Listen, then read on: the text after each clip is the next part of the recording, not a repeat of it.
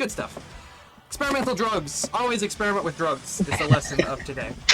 Always. And with that, my dudes, we're going to go ahead and get started with tonight's session. Which is sponsored by drugs. Welcome to Exactly, sponsored by drugs. Brought to you by Welcome to Storm King's Thunder, where me and a bunch of my nerdy-ass friends get together and we like to play Dungeons and Motherfucking Dragons. Dungeons and Motherfucking Dragons! Dungeons and Dragons?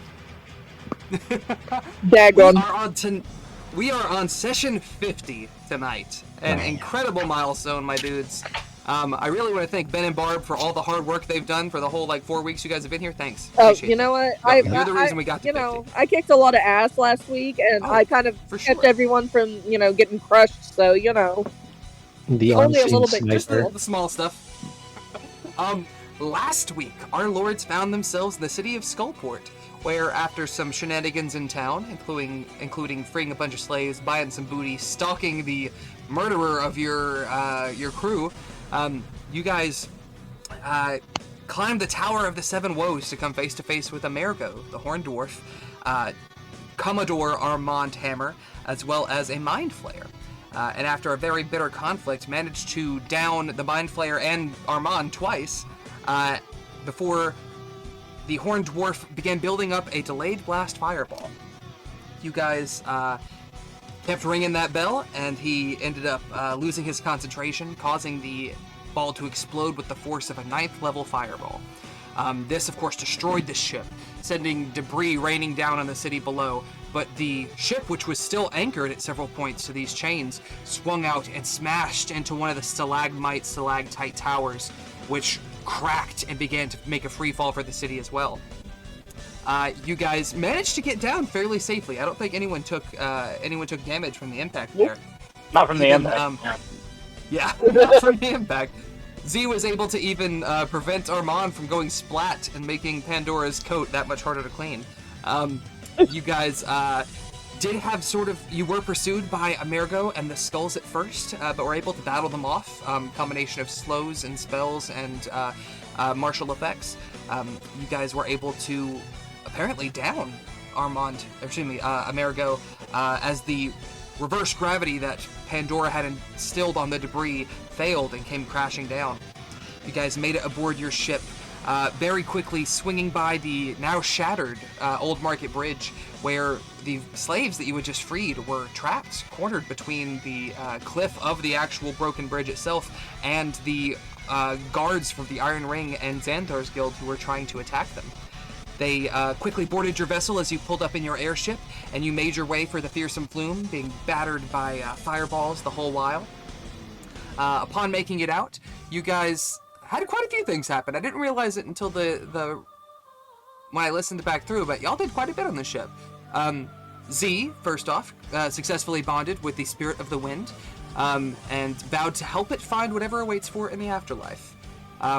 Pandora and Ark looted Armand's corpse, claiming his enchanted coat, Douse and Dredge, his anchor and sword and anchor respectively, and also discovered the payments that Lord Sage had been making to Armand, as well as a detailed logbook.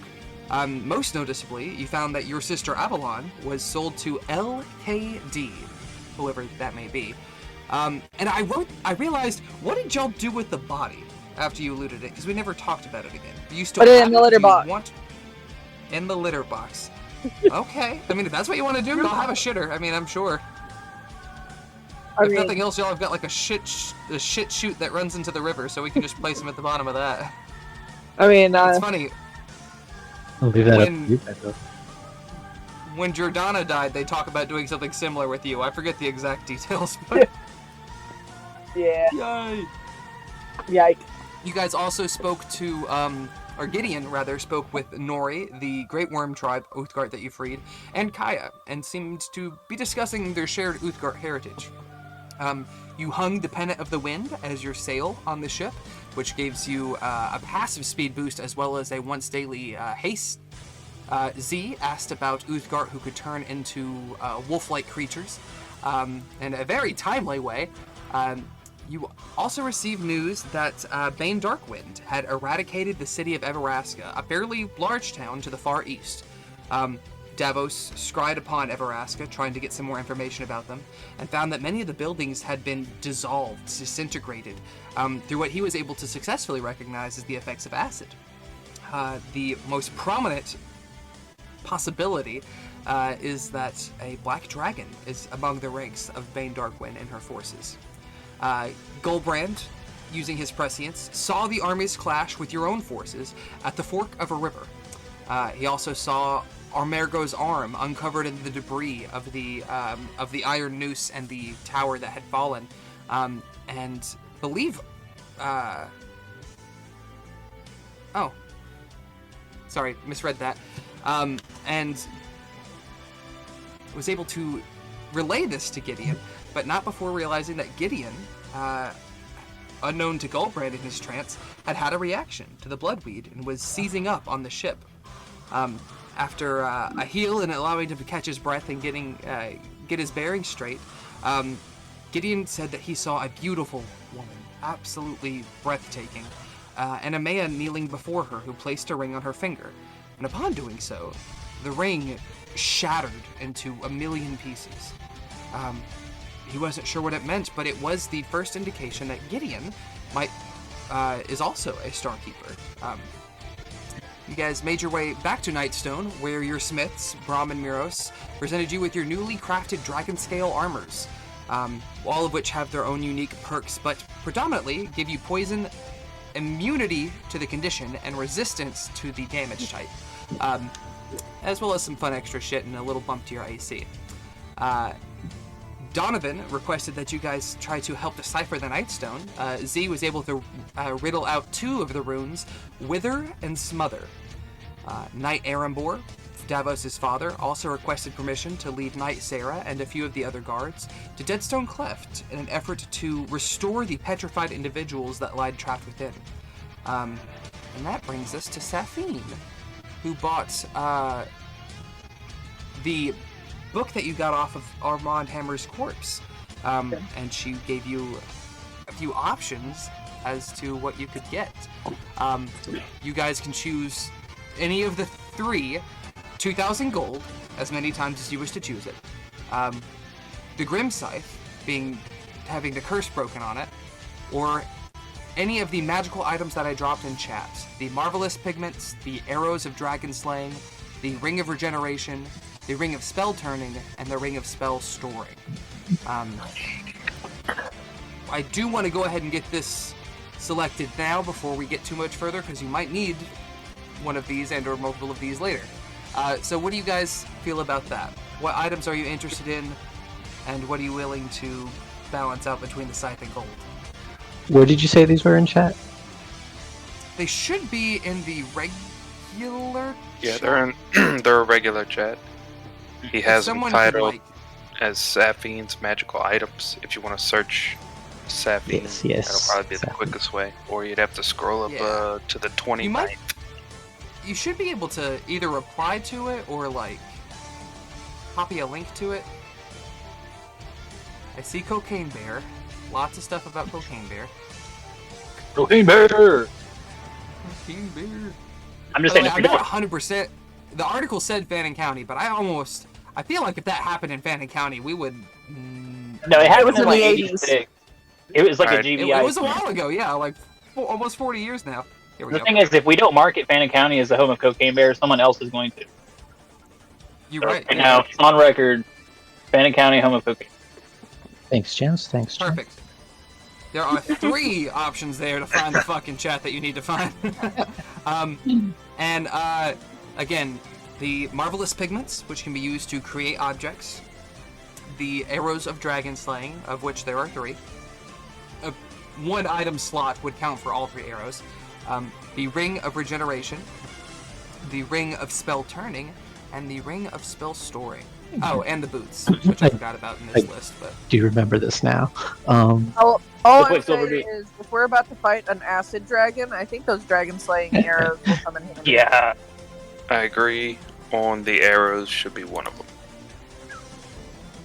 Yeah, give them to Pandora with her sneak aesthetic. Oh my god, yeah. Yeah. Fucking gonna Dude, one shot this fucking dragon. Alright, so that's one item you've picked. You still have 2 slots left to do with as you please. What do you guys think? I personally like the regeneration ring. I feel like just it wouldn't be enough in combat to make a difference.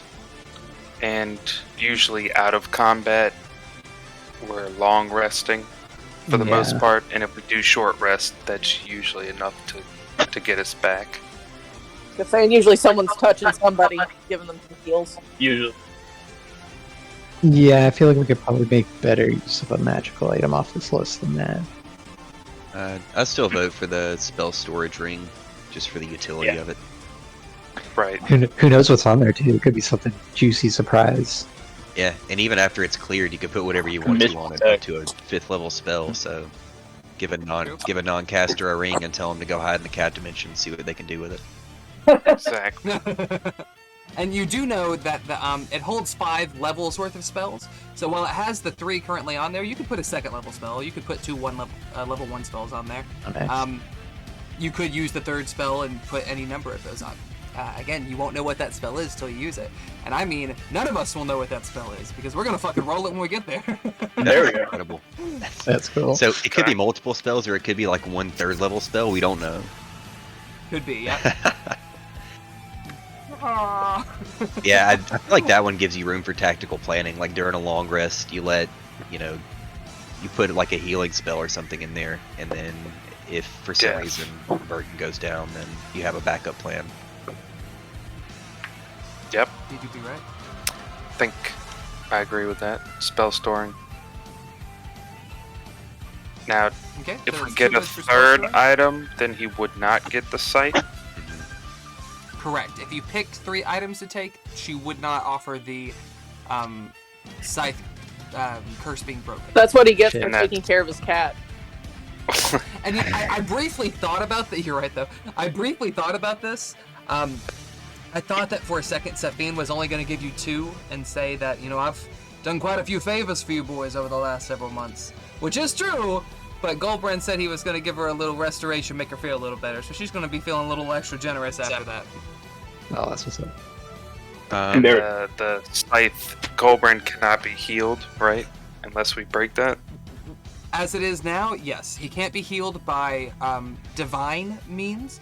He can be healed by potions. He can use the scythe's ability to heal himself, but then he is limited. There's been a couple of points. The reason he went down with Gideon is because he could not heal himself enough to stay up. So it does carry its taxes. You also know from restoring your weapon that it probably gets some fun new shit. Do something that it can't do now. Who knows? Yeah, my original vote was to let him get the scythe as the 3rd item, but he's not. I would gonna agree. Fight for himself, so I don't know. Whatever you guys want to do. Yeah. I don't think anything in there really seems to be. I only really want the dragon arrows. That's really my only. Right. Yeah. So we've got the scythe, we've got the dragon arrows. I've heard a couple people mention the I think spell storing ring.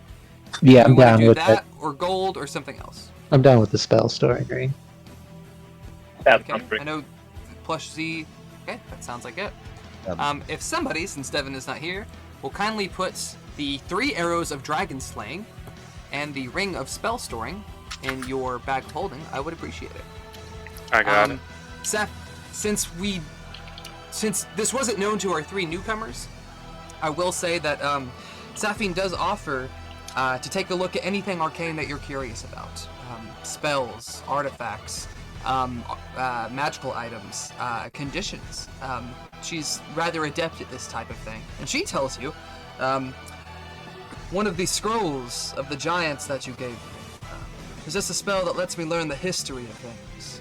Lets me learn all that is to be known about these great and powerful artifacts that have been on this continent for decades. So I've got quite a new window into items myself recently. Like learn about the Nightstone? She's going to try to use it on the Nightstone. We're going to see how it goes. It's sort of it's not a guaranteed thing. It's basically you have to make a check on it, and the higher your check, the more you learn about it. But she is going to be doing that with her next bit. Well, there's while no you guys are... Sylvan on the Nightstone, huh? Because I know that now. Oh, dude, where did you learn Sylvan? What the fuck? From the feat I took, which was it wasn't where is it? I just noticed that Davos is missing his Bob Belcher mustache. Oh, You are! Finally shaved it, you bastard. I told you I would. No Shave November was over, he just... Fey teleportation. It's the feat in Xanthar's. Oh, yes. Interesting, okay. And I Davos took a can nap and learned Misty the language. Like, it's fun Misty shit. Step upped my spell save to 15 instead of 14. Nice. Right on. There is no Sylvan, unfortunately, on the Nightstone, but I will keep that in... I'll have to add that to my list of languages, How about that? Alright, last call for any magical item identification or research, blah, blah, blah, blah, blah. Twice. Oh. So, okay. yeah, Sidiri and Valkyr also talked with you guys about the tactics in the oncoming battle. They shared what they knew of the attack, that they had roughly 20-ish days, 20 to 30, before their forces would arrive. They, thanks to your planning, agreed to meet them at Setcumber, at the fork of the river, and try to head them off there. They have notified the Lord's Alliance, the Order of the Gauntlet, the Order of the Aster, Goldenfield, Secumber, Daggerford, Gauntlgrim, Waterdeep, all of these allies that you have made over the last several months, trying to get them to send what aid they could. You also returned to find that the Uthgard parties were seen, had returned from the mounds, and there were a new group of Uthgard there. Upon approaching closer, you found many of the Uthgard gathered around a sleuth fire. And found... I just realized I'm on the wrong map, so I'm going to have to erase that footage, or at least cover that side. Among the circle of Uthgard, you found a tall, broad-shouldered half-orc with pale green-gray skin, rough stubble across his face that's grayed slightly, and weathered skin that is cracked and leathery and covered with gray and black wolf pelts. Now Z, upon seeing him, knew him at sight, and seemed to completely check out as his skin cracked like magma, his hair rose and blazed, and his stare fixed on the man that Z knows is responsible for his family's slaughter. And that, my dudes, is where we're going to pick up tonight's session. Can I get any comments, reminders, anything I forgot, snide remarks, etc.? I think you covered it. Just blown away by Z going Saiyan. Absolute Saiyan. Gonna destroy Seiko, make him replace with his second command, Kakarot. Oh god. And boom, goes the dynamite. Alright? If there's nothing else, let us get started with tonight's session. Okay. Josh. Z feels his ancestors' rage building within him. It's palpable. It's intense. It's searing. You feel your blood boil, and these cracks emerge up your skin, your hair ablaze, and you cannot see anything around this circle except for the man who slaughtered your family. How do you choose to react in this moment? I'm gonna sort of like peer at him through the fire in such a way that hopefully he can see my eyes now glowing like this sort of almost terrifying orange, like there's flame behind them. And I'm actually gonna cast Minor Illusion directly at him. I'm gonna Fantastic. throw my... Does he need to make a save for that? No, it's a cantrip, so it's more like I can throw my voice or like whisper a phrase in a specific area within a 5-foot cube.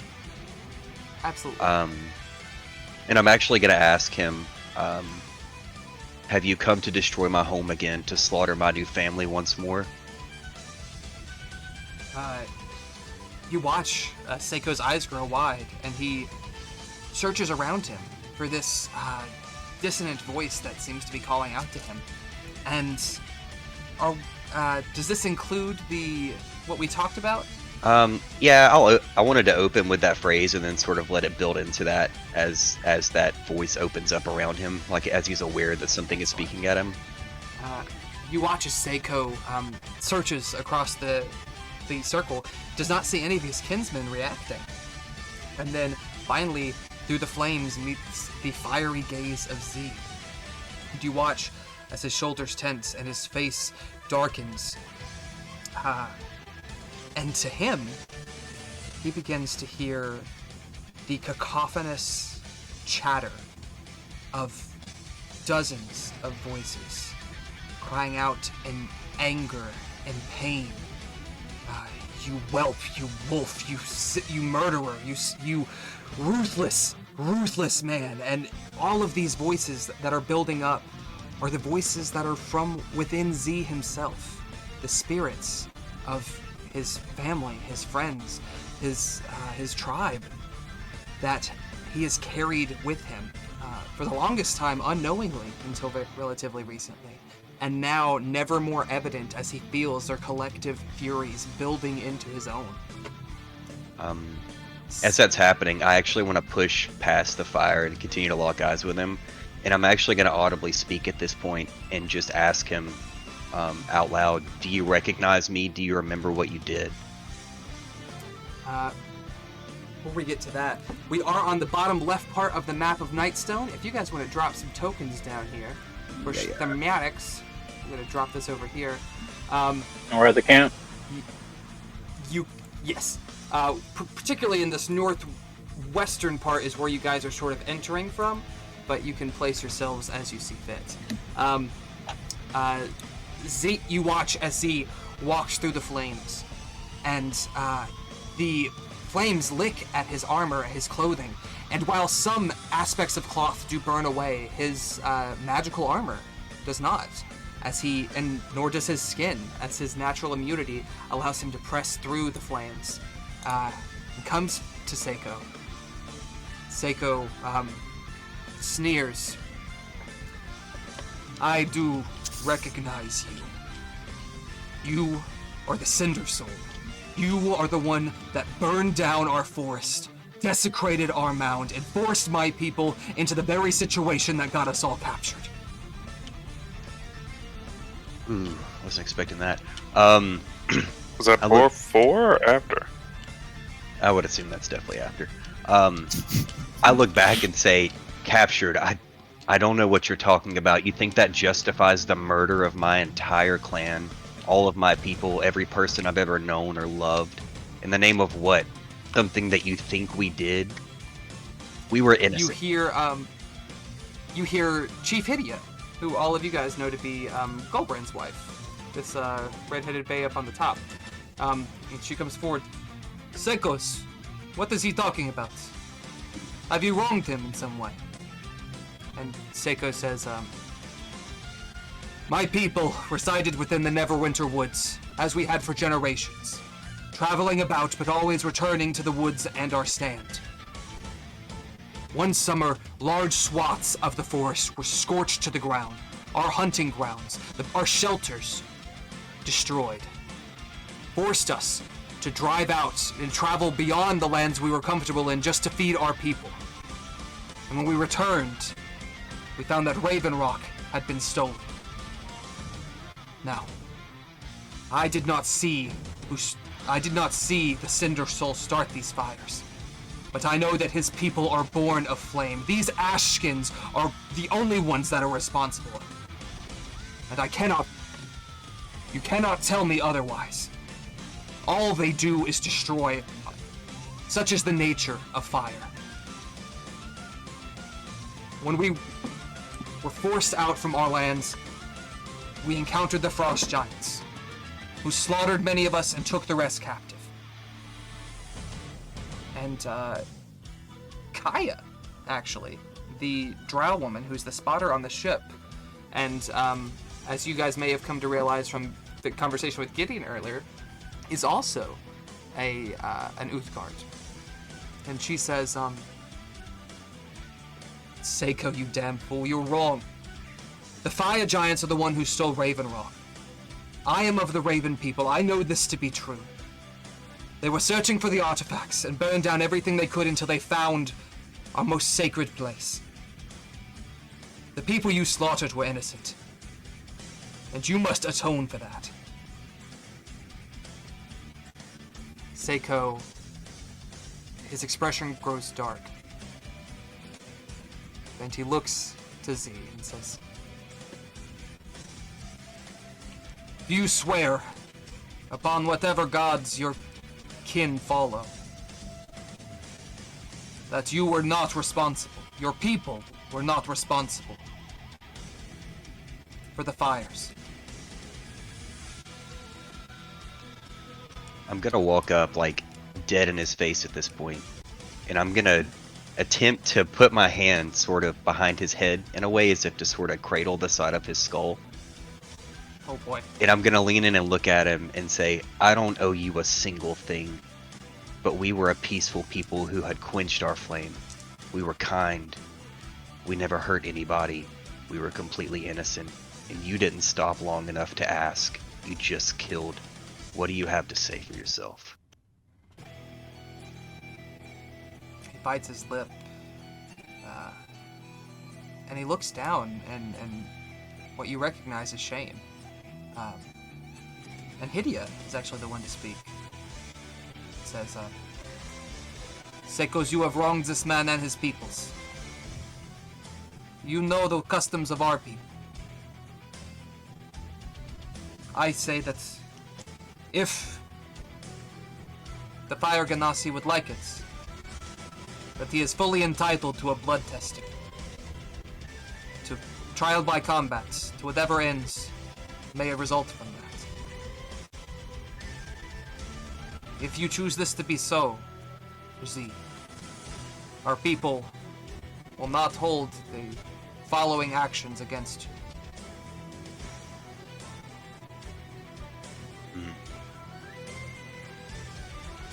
I have to think. I guess at this point I have to decide, like, what the spirits inside of me really want. Like, if there is a path to redemption for him, or if this is just Seppuku. Roll an insight check. Oh, no, that's the exact opposite. And I'll say make it with advantage.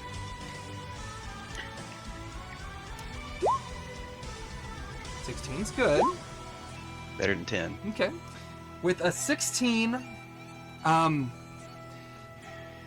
there are, of course, many spirits within you. Your entire village. And with a 16, the majority of them see no way out of this. They are infuriated, they are in pain, they are inconsolable.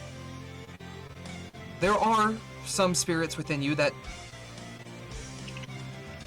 do offer the thought of mercy, but the overwhelming majority is bloodlust.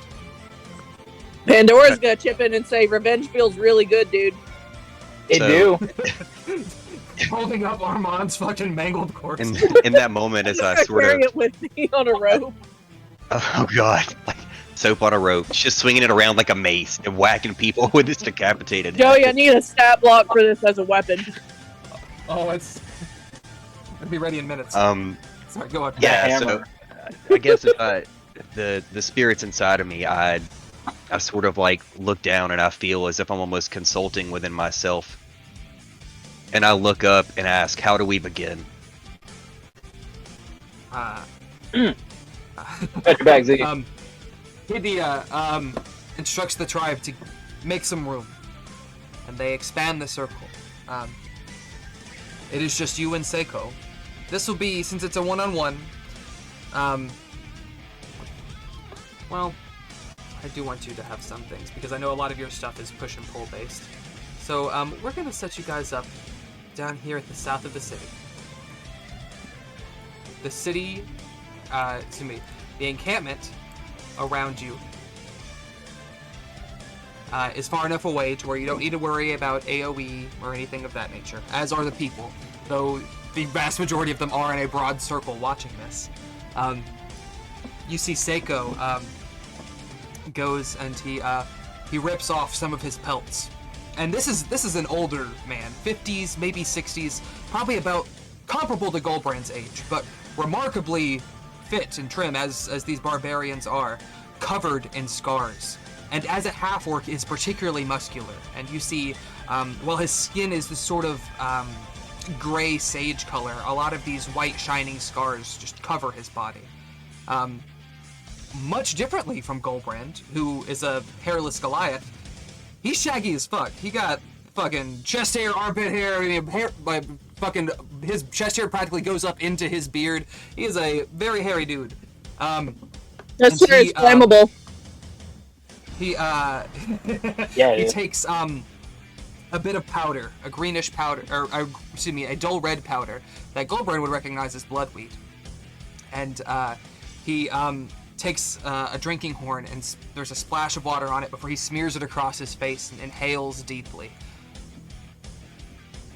His second in command, whose name I've already forgotten, but I keep wanting to say Kakarot. It's Kakarot. Kakarot hands him his spear, and he braces himself. Z, is there anything you would like to do to prep before you begin? Would you like weapons? Can I walk up to Z, put my hand on his shoulder, wish him luck, and cast Death Ward on him? Ooh. You can, but I will say, interference, quote-unquote, from outsiders is frowned upon. Or from anybody not in the blood testing itself. Death Ward doesn't do anything until they're making death saving throws, right?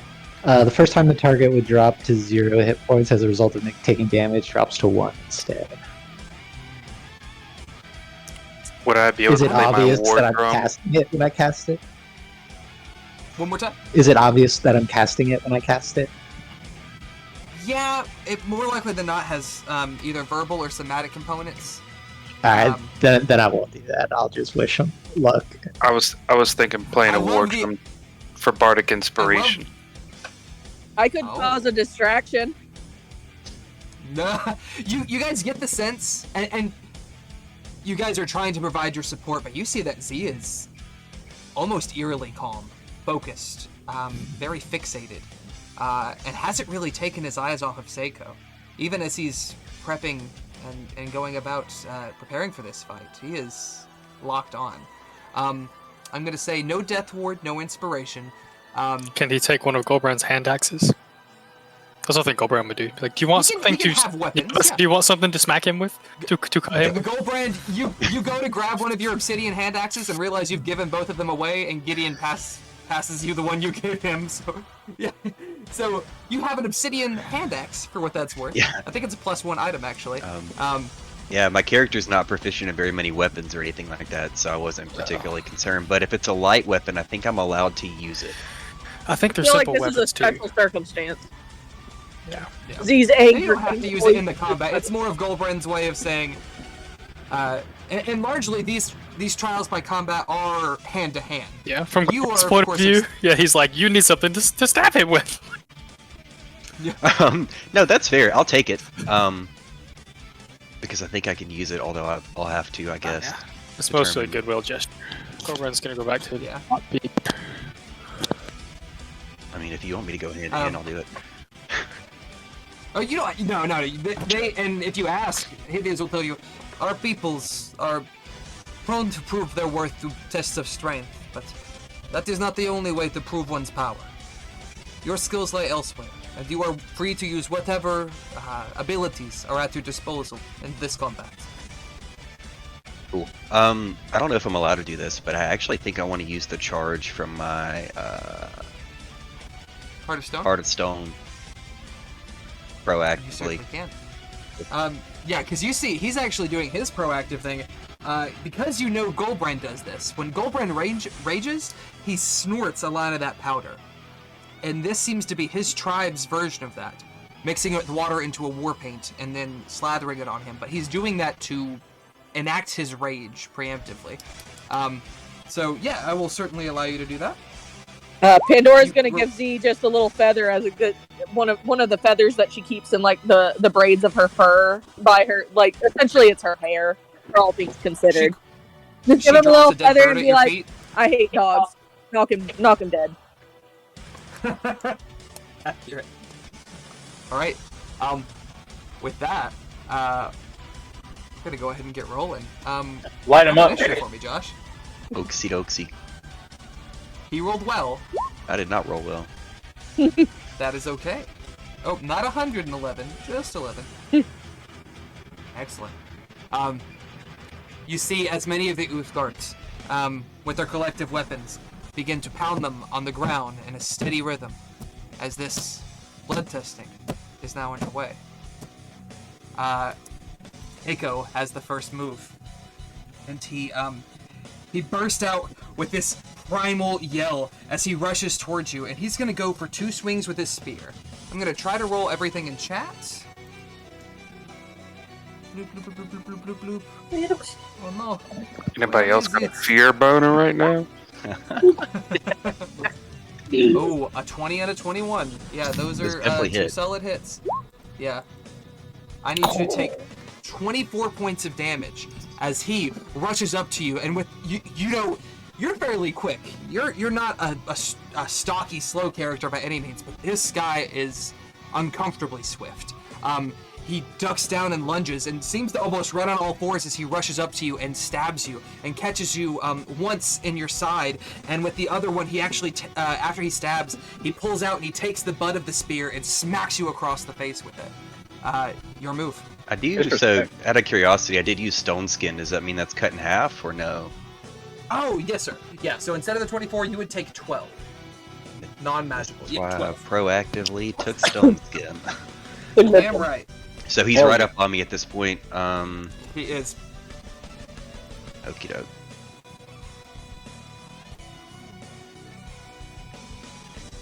I wonder what his movement is. I don't want to move quite too far. I'm just gonna cast this spell in a way that it doesn't hit me. I'm gonna cast Synaptic Static at him. Okay, is that a ranged spell or is that a saving throw? It is a saving throw. Okay. I have to. What's he have to pick? I'll have to throw that out there. Let me cast it here. 34. Oof. Intelligence save. Damn. He's smart. No. Excellent. For the duration, he rolls this is a d6 and subtracts that from a lot of things. Excellent. Do me a favor. This is the first time you've used this spell. Why don't you describe it for me? So in my mind at this point, what has occurred is that the voices in my head are sort of screaming at the top of their lungs, but in a way where they don't feel like they can any longer get to him. And so I've sort of stored up like that aggravated mental energy, that fuzz, and I just sling it at him with everything that I have to sort of have him feel the insanity and the chaos that's going on inside of my head, hoping it muddles his thoughts as well. Excellent. You watch as Ji throws up his hands, and Seiko grips his head and sways down and goes down to a knee, and he just begins screaming as this collective mental presence of all these spirits is just bearing down on him with their full intensity. Anything else before the end of your turn? I look down on him while this is happening, and I explain that this is just the beginning of the pain you'll feel. He looks up at you, and he, still holding his spear, he grabs onto the front in the middle, and he swipes your legs with it. Make a dex save for me. Ooh. Yikes. 7. You are now prone. You're on your ass. He swipes you down, and then he comes up, and he's going to roll. So now he's rolling with advantage. He's going to make... Oh, also take 2 more damage than you did. Okay. Because Rage lets him add to that. And it would have added for both. Your resistance would have taken away 1. Spear. Both of his attacks hit, and one of them is a nat 20. So I need you to take... But, out of curiosity, so that you have to roll a d6 after that synaptic static, so it does subtract whatever that number is from attack rolls and checks. Yes. Unfortunately, the 21... Oh, well, that actually, with your new armor, that might not pass. What's your armor now? 17? It's 17. Yes, then fantastic. Let me roll a d6 and let's see what that is. I'll roll it in chat. We're just gonna use this for all of his. A 3, so that's an 18, which I think still Yeah, hits. it still Yes? hits. Okay, so both of his hit. Let me hit this particular one. Come on. Why aren't you doing the thing? Do the roar. Do the... You stupid son of a bitch. Alright, I'll just double what's down there. Okay, so... 13... 15... 12, 27, halved. You take 14 points of damage. Okay. As he again lays down into you with 2 more stabs. Oh no, he used his bonus action for the sweep. Okay, that's the end for that one. And he's armed up and ready. As soon as you move away, he's going to try to make an opportunity attack. Can I use telekinetic reprisal against that? I'm prone. It's a so I reaction don't- when you're hit. yeah. Yes, you can. Since you said it a little late, I'm going to say that this is on the second strike. Okay. Um, So that would be the damage, which is excellent. about as good as I Damn. could ask for. That's just the force damage. Now, I think he has to make a strength save, which is obviously not ideal. On a success, they take half as much damage and they aren't pushed away from me or anything. So the strength is 16. He technically has proficiency in this, so he's going to get to add a 3 to this. Yeah, it doesn't 24. matter. Yeah, I roll. He does take a bit of extra damage, and you do this to try to create some distance between you and him, and you watch as his feet like grit back into the dirt, and push back and leave these two little grooves within the dirt itself. But he does not move more than a few inches. It is your turn. Okay, how do I have to use movement to stand, I assume? Or can I Yeah, you cast? have to use half your movement to stand. I can cast a spell from here, huh? You can. If it's ranged, it's going to be at disadvantage because you're very close to him. So just to show you what I plan on doing, I'm actually going to cast Thunderstep to teleport myself Fantastic. away from my current position, and it also leaves sort of a... You have to do a Constitution save, or you take a certain amount of thunder damage. Damn. Indeed. Constitution Wow. save, you say. So I'm going to go ahead and cast that out so you see the damage. And a Constitution save Oh, against damn. 16. And does he get I- is he still getting that disadvantage Yeah, or whatever negative. you threw on him Yes. earlier? Oh, thank you for mentioning that. He does need to subtract from that. I was gonna say that he might have. I know he has proficiency in strength saves. He probably also has proficiency in Constitution saves. I think that's what barbarians get. But with that minus, it's unlikely he would pass. So we're just gonna save the process and say that that is a fail. He does take the full 23 of that damage. Is that an action or a bonus action? Refresh my It's an memory. action, but I do teleport to an Action. unoccupied space. You do. I assume when I land, I'm still going to be prone, though. I'll still have to use my movement to stand. In half your movement. Half Yes, my sir. movement. Okay. So I'm going to get just far enough away where he wouldn't have gotten an attack of advantage when I try to stand anyway. So back here. Okay. Sorry. Go ahead. No, you're fine. Just because as I use half my movement to stand, I want him to know I'm going to sort of announce loudly, I'm no coward, and make sure that he knows I'm still close enough to be within range. Fantastic. You watch as Seiko stabs into him 2 times as he's on the ground, and Ji instinctively throws up his hands, and you see this wall of telekinetic force that just rams into Seiko, pushes him back just a bit, but he doesn't go quite as far as Z was hoping, and Z erupts in this light. We're gonna say, what color is your magic? I think we said reddish. Yeah, I originally said green, but I changed it to red because that fits better, I think, for the character. Yeah, we're gonna say shades of red, orange, and yellow just erupt in this ball as he disappears and Seiko is blasted back a bit. And I think does he move 5 feet? I don't know that it makes him move. It just every Okay, creature no, within yeah, I'm 5 feet of me gets the damage, which is why I asked if he was right up on me. Now he does. So he is pushed back a bit by that as Josh appears behind, or Z appears behind him in a swirl of flame, and says almost tauntingly, that I'm no coward. Seiko doesn't even turn, and he chuckles a bit. You may not be a coward, but all men have fear. Let's see if we can find yours. and without turning, you watch as he hunches over, and his back looks like it snaps. It expands and becomes this disgusting hunch. You watch as his shoulders seem to pop out of socket and his limbs elongate. His neck sprouts this dark black fur that runs its way across his entire body. His feet, where the joint is and the ball of your foot, begin to elongate back past the heel to form this bipedal, or this, I forget the word for it. The bend in the leg that dogs have. Backwards knees. He raises up his voice and lets loose a chilling howl. I need you to make a Constitution save for me. Damn, told you I hate fucking dogs, dude. Bruh. Well, don't fuck dogs, Why is Barbara. this- God.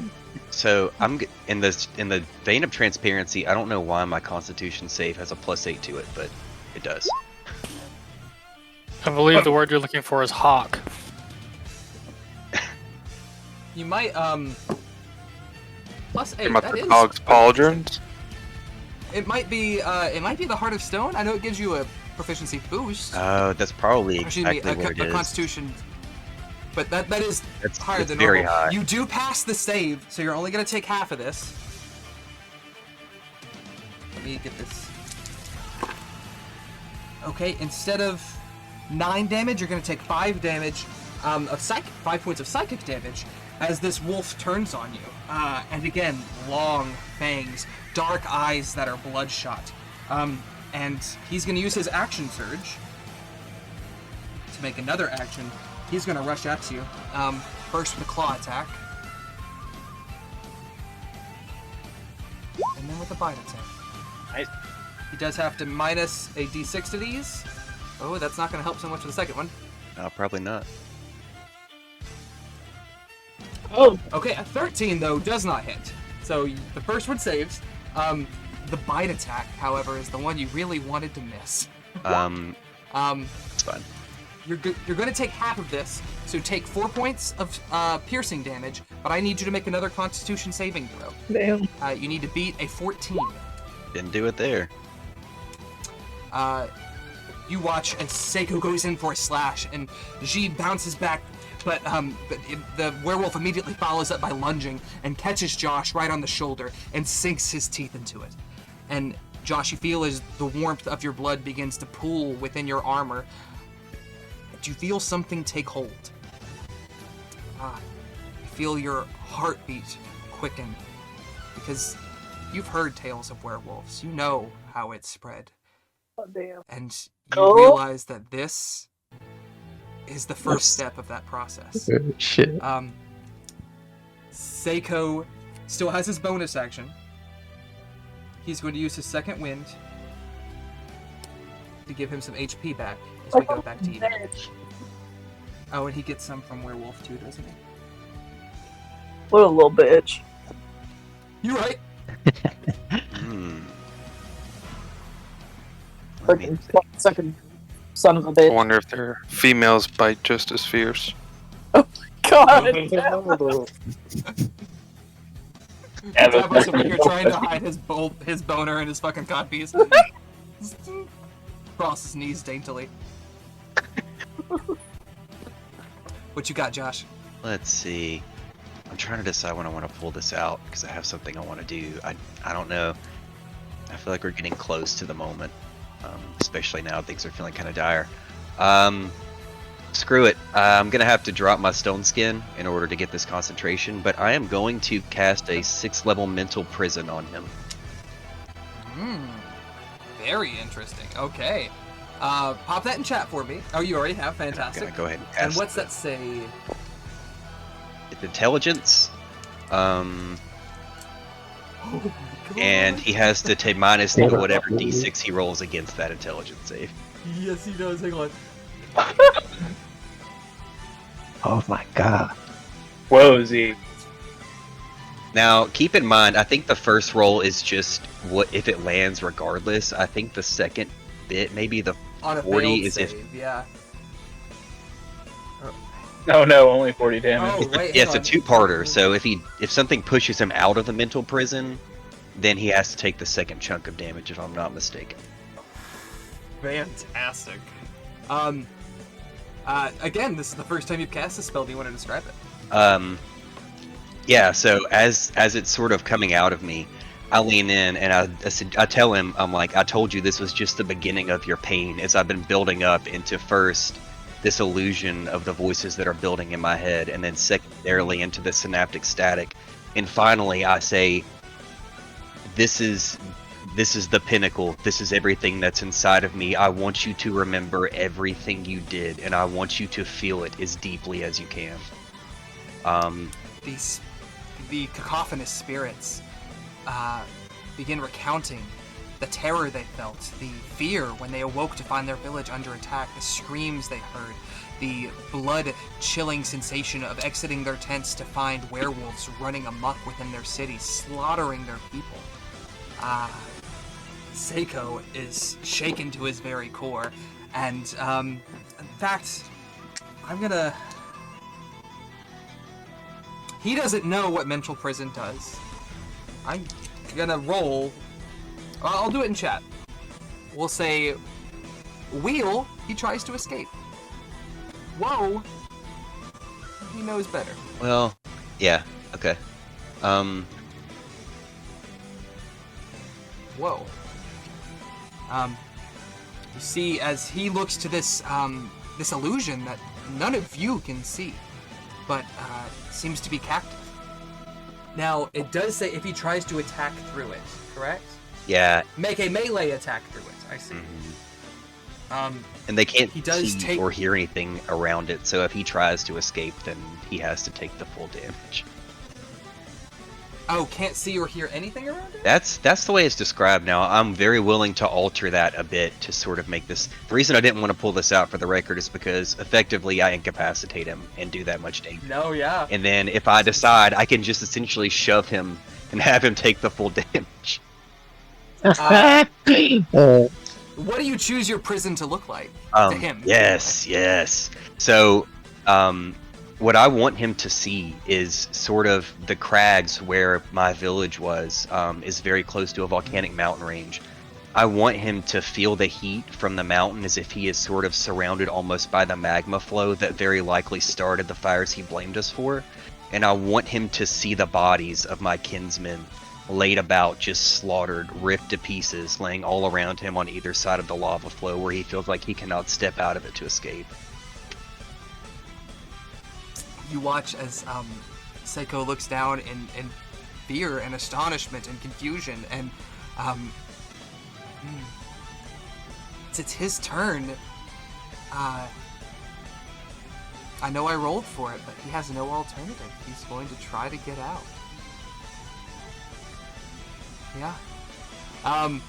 Seiko goes to try to dash for it, dropping to all fours as he seems to lunge or jump towards something that none of you can see.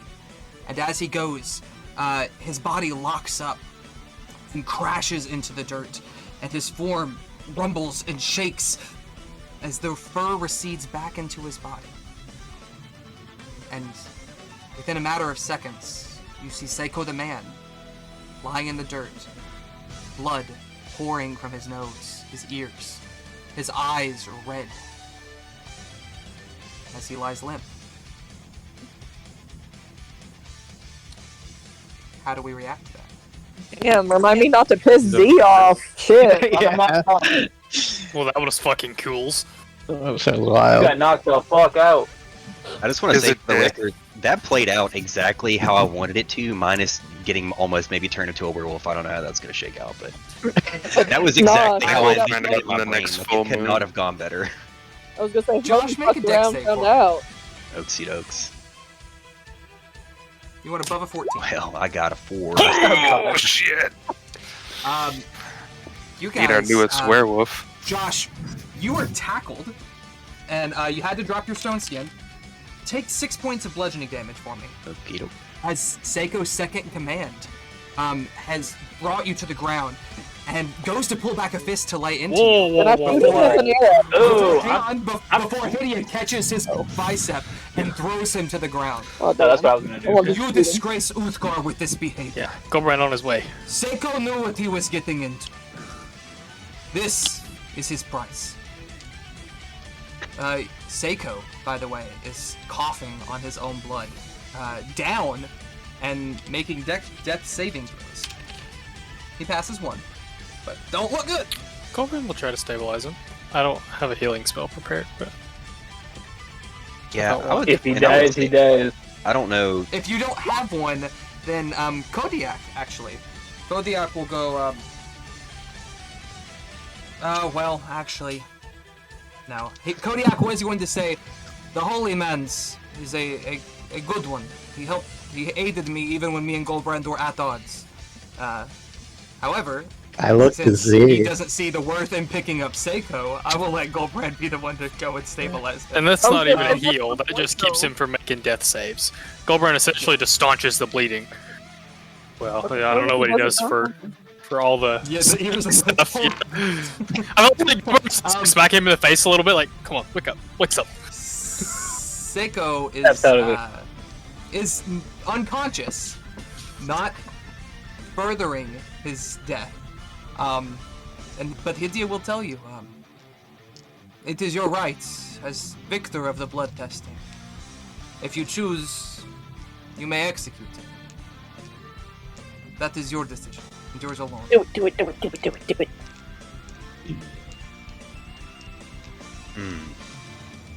I feel like at this point I've kind of come down a little bit. Like I know Yeah, I Zero. have completely destroyed this man's will. Like everything that he has in him, he's experienced everything I want him to experience. I assume that Goldbrand has stabilized him at this point. Does that mean that you're near me? Yeah, yeah. I want to turn to Goldbrand, being sort of the first reasonable voice, I guess, of the party to an extent that I encountered, and also being the person I trust the most. And I want to ask him, according to your customs, does this man deserve to live, or should I finish this? Well, according to our customs, that's entirely your decisions now.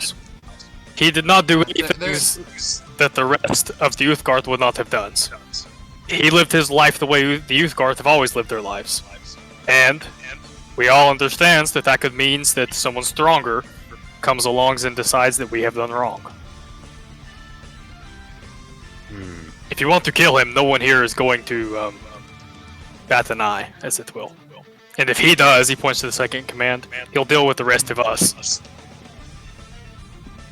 This I'm is gonna find his name so I don't keep calling him Baccarat. okay. And just to let you guys know why this is a tough decision, it's because after this man killed my family, the reason that my skin looks so muted and ashen is because I vowed to be better than them and to keep my powers in check. And so killing, I guess, a helpless individual was maybe a moral conundrum for Z a bit. That being said, I conferred with the spirits earlier, and they seemed pretty convinced that the only recourse was to finish this. I guess if possible, I would maybe like to. Well, this feels like a cop out, but I would like to confer with them one more time.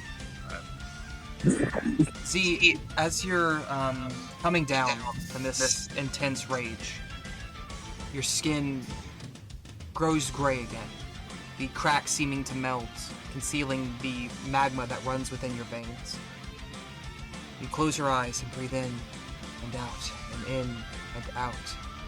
And when you open them, you are not surrounded by the Uthgar, but by your people. You see your father, your mother, your cousins, your family, friends.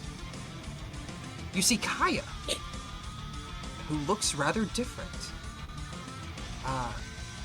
Kaya, as you guys have seen several times, is coalesced of shadow, a literal shade brought to life. And what you see here, she resembles you almost. Her skin dark but cracked with the red beneath it. Her mouth open with a light coming from within her. Her eyes a dull glowing red. You're not sure if it's your increased powers that have brought out a more fiery aspect of her, but Kaya, her stat block will no longer be a direwolf, but a hellhound. She gets some fun shit that I will send you. Your people, as they're around you, your father goes,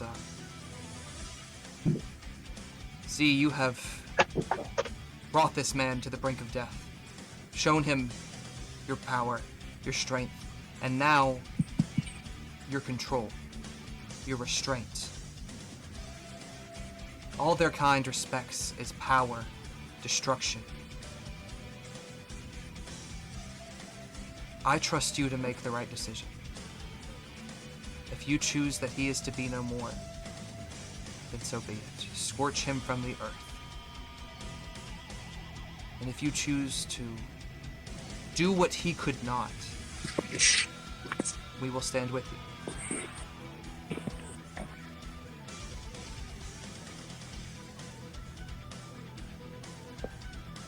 Okay. Kick his ass, Seabass. Yeah, I don't know. I bought tickets to the show to see some death. Yeah, I'm gonna. Man, I was gonna not do it, but I think I'm gonna do it. Kill the bastard! How do you want to do this? I think I'm just gonna get down sort of where he is. I want to get on his level a bit while he's laying there. And Goldbrand gave me his obsidian hand axe, correct? Yeah. I want to get down to make sure he can hear me. He's stable, and I assume he's unconscious, but it doesn't matter because his eyes are fluttering. If you reach down and grab at the base of his neck, where like you would grab a dog by the scruff, you grab his hair and pull his face up to you, and you see as his eyes lull a bit, but eventually settle on you. And I want to lean in and I want to say to him, I thought I had chosen peace. I thought I could be better than you. But instead, I've chosen this path. You see what you've created and know that this is your fault, not mine. You made me. And then I'm going to take the obsidian hand axe and I'm going to drive it into the middle of his skull with as much power as I have behind it. Z draws back his arm. And while he has settled himself down in this moment of justice, of vindication, his arm crackles again with the fire, the axe glowing from the intensity of the heat as he cleaves into Seiko's head, which cleanly separates his skull, instantly cauterizing the wound from within, as Seiko is split open. His second in command, Kenneth, cries out and digs her nails into the soil, and begins to cry. But she finds no comfort among the Uthgar. Good swings. He died a warrior's death. I did the exact same thing. I feel and so like I think Z at this moment would just feel like both a level of like comfort and maybe newfound confusion as to what just occurred, because this is been both part of his mission and against part of his mission the whole time. But instead, I think what he'll do is he'll turn back and he'll nod at Goldbrand, and say thanks for the approval, and then to try and sort of mask his feelings, jovially ask, "Can I keep the axe?" I don't see why not. Gideon in the background, I want it back. Okay. We can make you ones. Take you to the star mounts, and we will make ones. I think you might need a tablet instead, Gideon. Oh, I forgot about that. Devin forgot Because about the that. axe was cooler, but okay. We'll take you to make one. He goes, Z, would you like a marks? Goldbrand points to you. He has, I don't get super in detail about his tattoos, but he does have like every important kill inked on him somewhere. you guys see as Goldbrand shows this, you guys actually see a sight tattoo, which you realize is for Jasper. There are several important markings that he has picked up along this journey. I don't see a green dragon tattoo on there. He doesn't. I don't either. I don't see it. You know, I imagine actually. Yeah, I imagine that you would have a mark as a dragon killer. When a war party would take down a dragon, everyone would get a representation of that.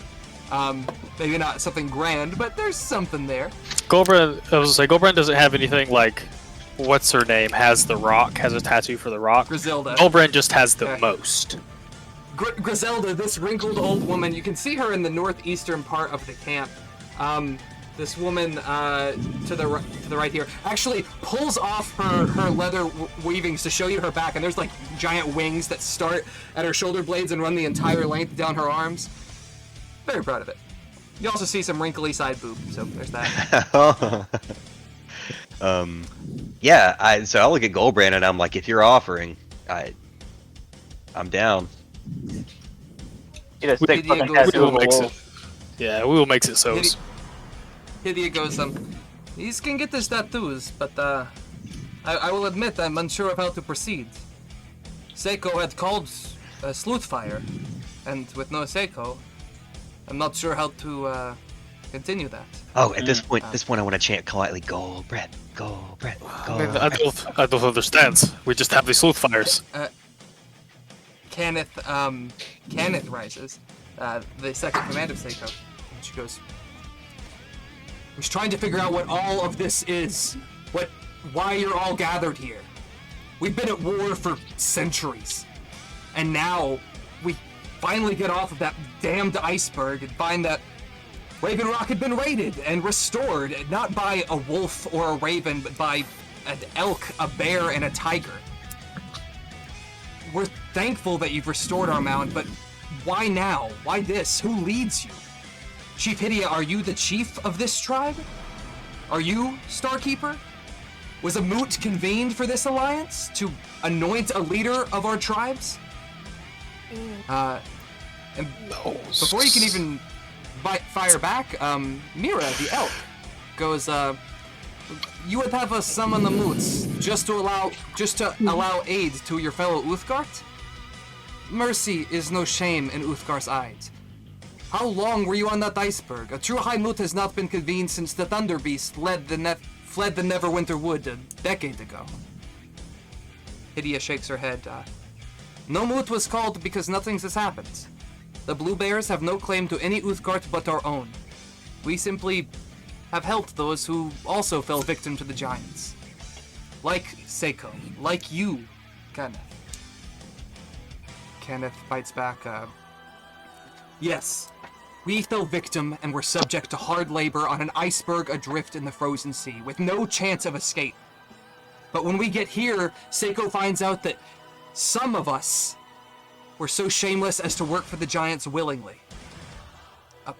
To hear tales of the blood of Uthgar bending a knee to the giants, it's a disgrace.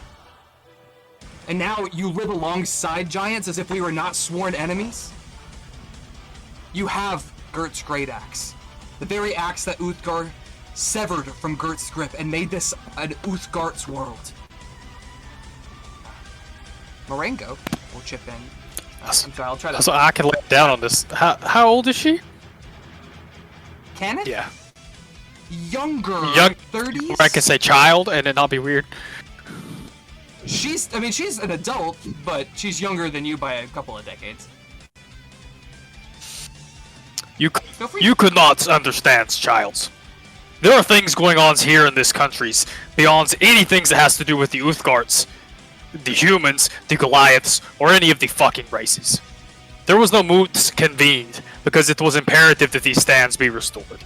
And now they fucking haves.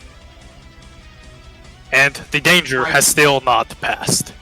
You can stay and help us if you wish. But the things that we work towards are bigger than the tribes. Bigger than this fucking towns. Bigger than your fucking stands. Get out of our ways, or comes helps us. Riker of the Tiger Tribe. Sorry, I'm gonna try to tap these as I go, but it's a lot of multitasking. We have restored many stands, Sister Kenneth, under Goldbrand and Hydia's leadership. I have no doubt that they intend to return Gert's great axe to its true resting place. And perhaps then, the Thunder Beast would return to their stand. If so, it could make it possible to convene the first High Moot in memory. Rancor, the Black Lion tribe, goes, and what makes you think that the griffins, the ravens, and the lions would be so agreeable to the moot. I have no sway within my tribe. Not if Chief Ngata still rules. I've not met Kaya, him. the gypsy. Yeah, haven't met them. Kaya, the gypsy, chimes in. Well, I may be an exiled war child, but I'd wager that with Baelrena's well destroyed, with Baelona's well restored, that the Black Lion tribe will come around, as will the Ravens with Raven Rock. Golbren has actually just recently saved some griffins from Countess Sensuri, and I believe that they will join us as well. Edensaw, Golbren's son, even with those tribes, I have doubts that the Thunder Beast would return unprompted. Even if we restore Morgur's mounds, the Thunder Beast bones have been desecrated by the children's, put on display in buildings for their amusement. If the tribe does still live and learn of this, the Thunder Beast would send every man to Waterdeeps in an attempt to reclaim them. Nori, the one that you have just freed, I've lost her, there she is. Even if the Thunder Beast tribe still exists, which is no guarantee, I'll remind you, the Tree Ghost would never agree to come out of the High Forest. The moot is a moot point. Hydia chirps up with, there was once a time when your kind thought the same of the Blue Bears.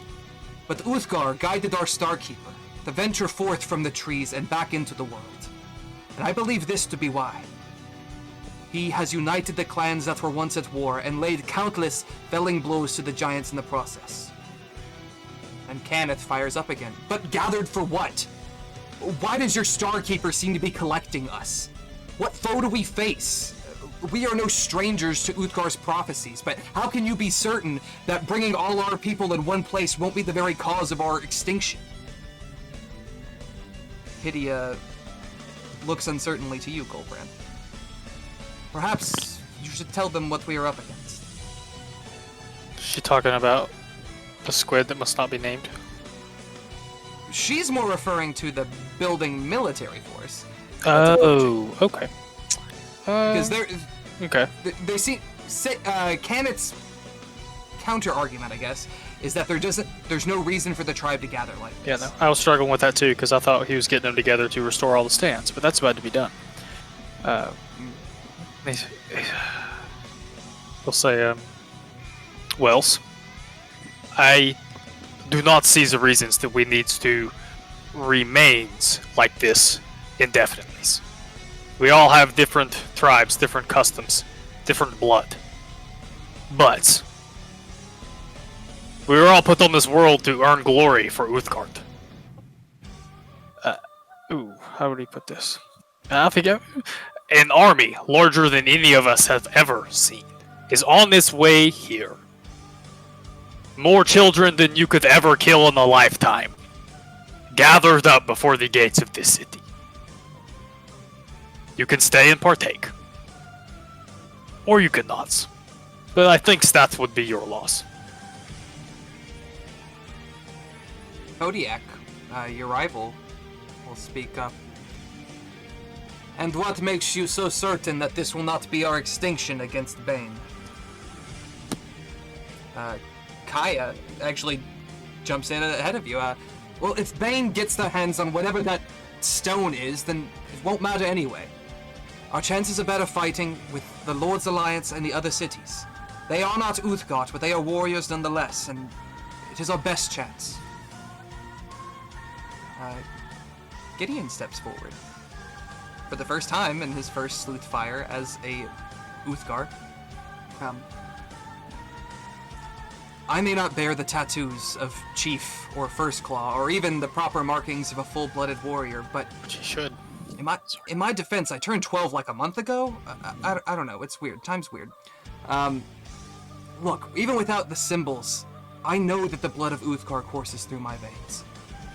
It emboldens me to go bravely where others would flee. It empowers me to face my enemies head on, and it grants me the sight to read our stars and guide our people. And that same blood is in Kaya's veins, and Rancor's veins, and all of ours. And Lothar, your mentor, Golbrand, looks up surprised. Is this true, Golbrand? Has our tribe a new Starkeeper to learn your ways? to guide us when you victoriously go to Uthgar. Hydia is also surprised, did not know this. He reacted to some of the blood weeds when I was searching. I was not expecting this.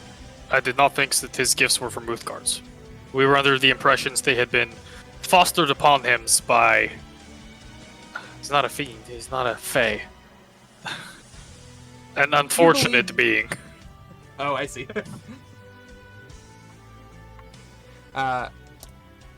Riker will go to Gideon, actually. And you, of course, know that Riker was the only other Uthgar that was captured with Gideon. And while he did not know Gideon was an Uthgar at the time, was sort of Gideon's first impression of your people. And thankfully, Gideon didn't hold that against you. But, Riker, you do not bear the markings of one who grew within the tribe. You bear markings that show us you were stolen from us. And he lifts Gideon's sleeve to show the 285 that's branded on his shoulder. And he pulls up his own to reveal the 3259 that is branded on his. Your markings show us that you have already endured more than what most of the Uthgar have in a lifetime. You are as much an Uthgar as anyone in this circle. Nori also clutches her brand and goes, I need to get to my people. If you do intend to restore Great Worm Cavern, then I will lead the party northward. By birthright, I am chieftain, but I imagine that'll be some debate depending on who took over after Wormblood. I trust your visions, Starkeeper. You have saved many of our kin, and I believe this to be Uthgar's guidance. Gideon shakes his head. If we turn a deaf ear to our Starkeepers, then we affirm to ourselves that we ignore Uthgar's will. If we have a chance to unite the tribes and save all of the Uthgar, we better damn well take it. We'll rally the Lions, the Ravens, the Great Worm tribe. Dad even knows a tree ghost that owes us a favor. The Griffins are already en route. If Uthgar's blood is to continue thriving on this plane, we've got to set aside these petty squabbles and preserve the path that he's laid before us. Revna, your daughter, speaks up. Gideon's is right. This is not the time for petty squabbles. We need to reach out to the other tribes and gather our forces. When we have restored their stands, we left messengers to tell ravens and lions to find us. But as these are nomadic tribes, this could take some time. The winter solstice is not far away, but I fear that may be too late. Kaya pipes in. I'll go to the Black Raven tribe. Goldbrand, can I borrow Hugin for a 10-day or so? Rancor, I know where the lions bed in the winter. I will do my best to make an appeal. Myra of the Elk tribe, the tree ghosts are elusive, but I think me and my hunters can find them. We will go to the high forest. Ask for Tyrese. She nods her head affirmatively. Marengo says, well, me and my riders will take a mask north to One Stone and convince the Sky Pony tribe that the severity of this situation. And Kenneth, through gritted teeth, if our aim is to restore the stands, then I will lead our men to the north to return the axe to Morger's Mount. Edensaw chimes in. If we can restore those 3 stands, there will be no stands remaining desecrated. Uthgar will surely smile upon our people for their work. And Hydia nods. You all go with the blessing that I provides as chief of the Blue Bears. I believe this is Uthgar's will, and we are the weapon that he is to wield against his foes. Witness this day, my kinsmen, the day that tribes that set aside their squabbles to work as one. For the good of all Uthgar, we will restore every last stand. We will liberate our brothers and sisters, and if we can achieve a true high mood, we will strike out at our enemies with the full might and fury of Uthgar. Before we venture forth on our arduous tasks, is there any here, Uthgard or Lord, who wishes to speak? Anything they wish to be made known or set right?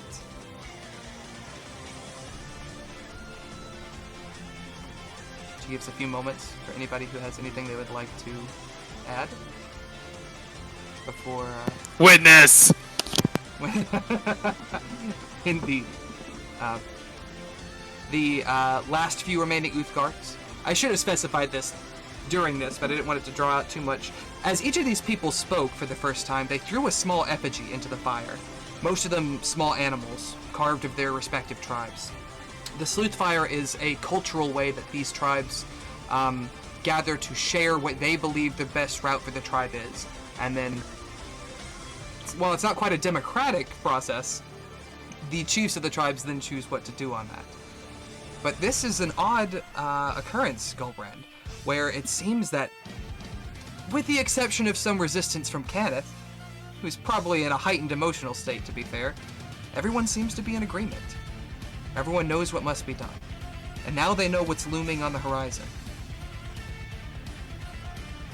As the Uthgar begin to go their separate ways, you watch as Hydia, in a surprising display of affection, punches Gideon in the arm and, like, pulls him into, like, a half hug. She says something to him that you can't quite hear and proceeds on her way. Gideon Whoever's going to do Z's tattoos needs to do his twos. He kills a fucking first claws. Get that man a sleeves. A chief? Chief. Even better. Nah. Seiko's a chief. He's not a first claw. Oh, that's a good point. Get both of them the sleeves. Gideon. Oh, you're saying the Gideon's first claw. okay. Yeah, he needs his two should also be pretty. Killed you. Yeah. All right. Chaska, the face reader, comes out again, decked in tattoos. You can kind of see her icon way up here in the northeastern part of the map. Old ass woman, wrinkly as shit, but tattoos almost across every bit of skin you can see. She goes, I will get right on it, Starkeepers. And she drags Gideon half reluctantly to the tent where he's like, I don't know if I'm ready for this. With that, and I ask if he would rather me do it and pull up my sleeve to show him the mark that I have on mine, which is in chat.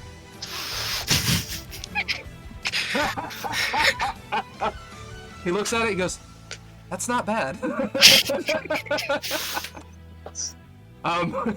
It's dragged away by Chaska.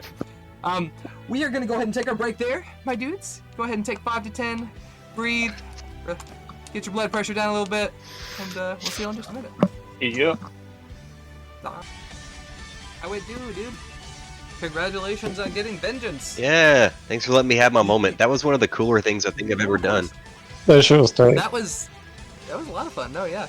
I also did not think you would actually kill him. Like I wanted to leave it completely ambiguous, more or less. Well, yeah, more or less. I knew you might need some goading to get into it, but once you came to that decision, I was like, I'll let him do it. Whatever feel right. It was I was very opposed to it, sort of, and then I don't know, in that moment I was just like, I think I'm gonna do something out of character, the same way this whole thing felt out of character, and I'm just gonna finish the job and then be like, that was sort of his random out of character, we're gonna do this thing moment.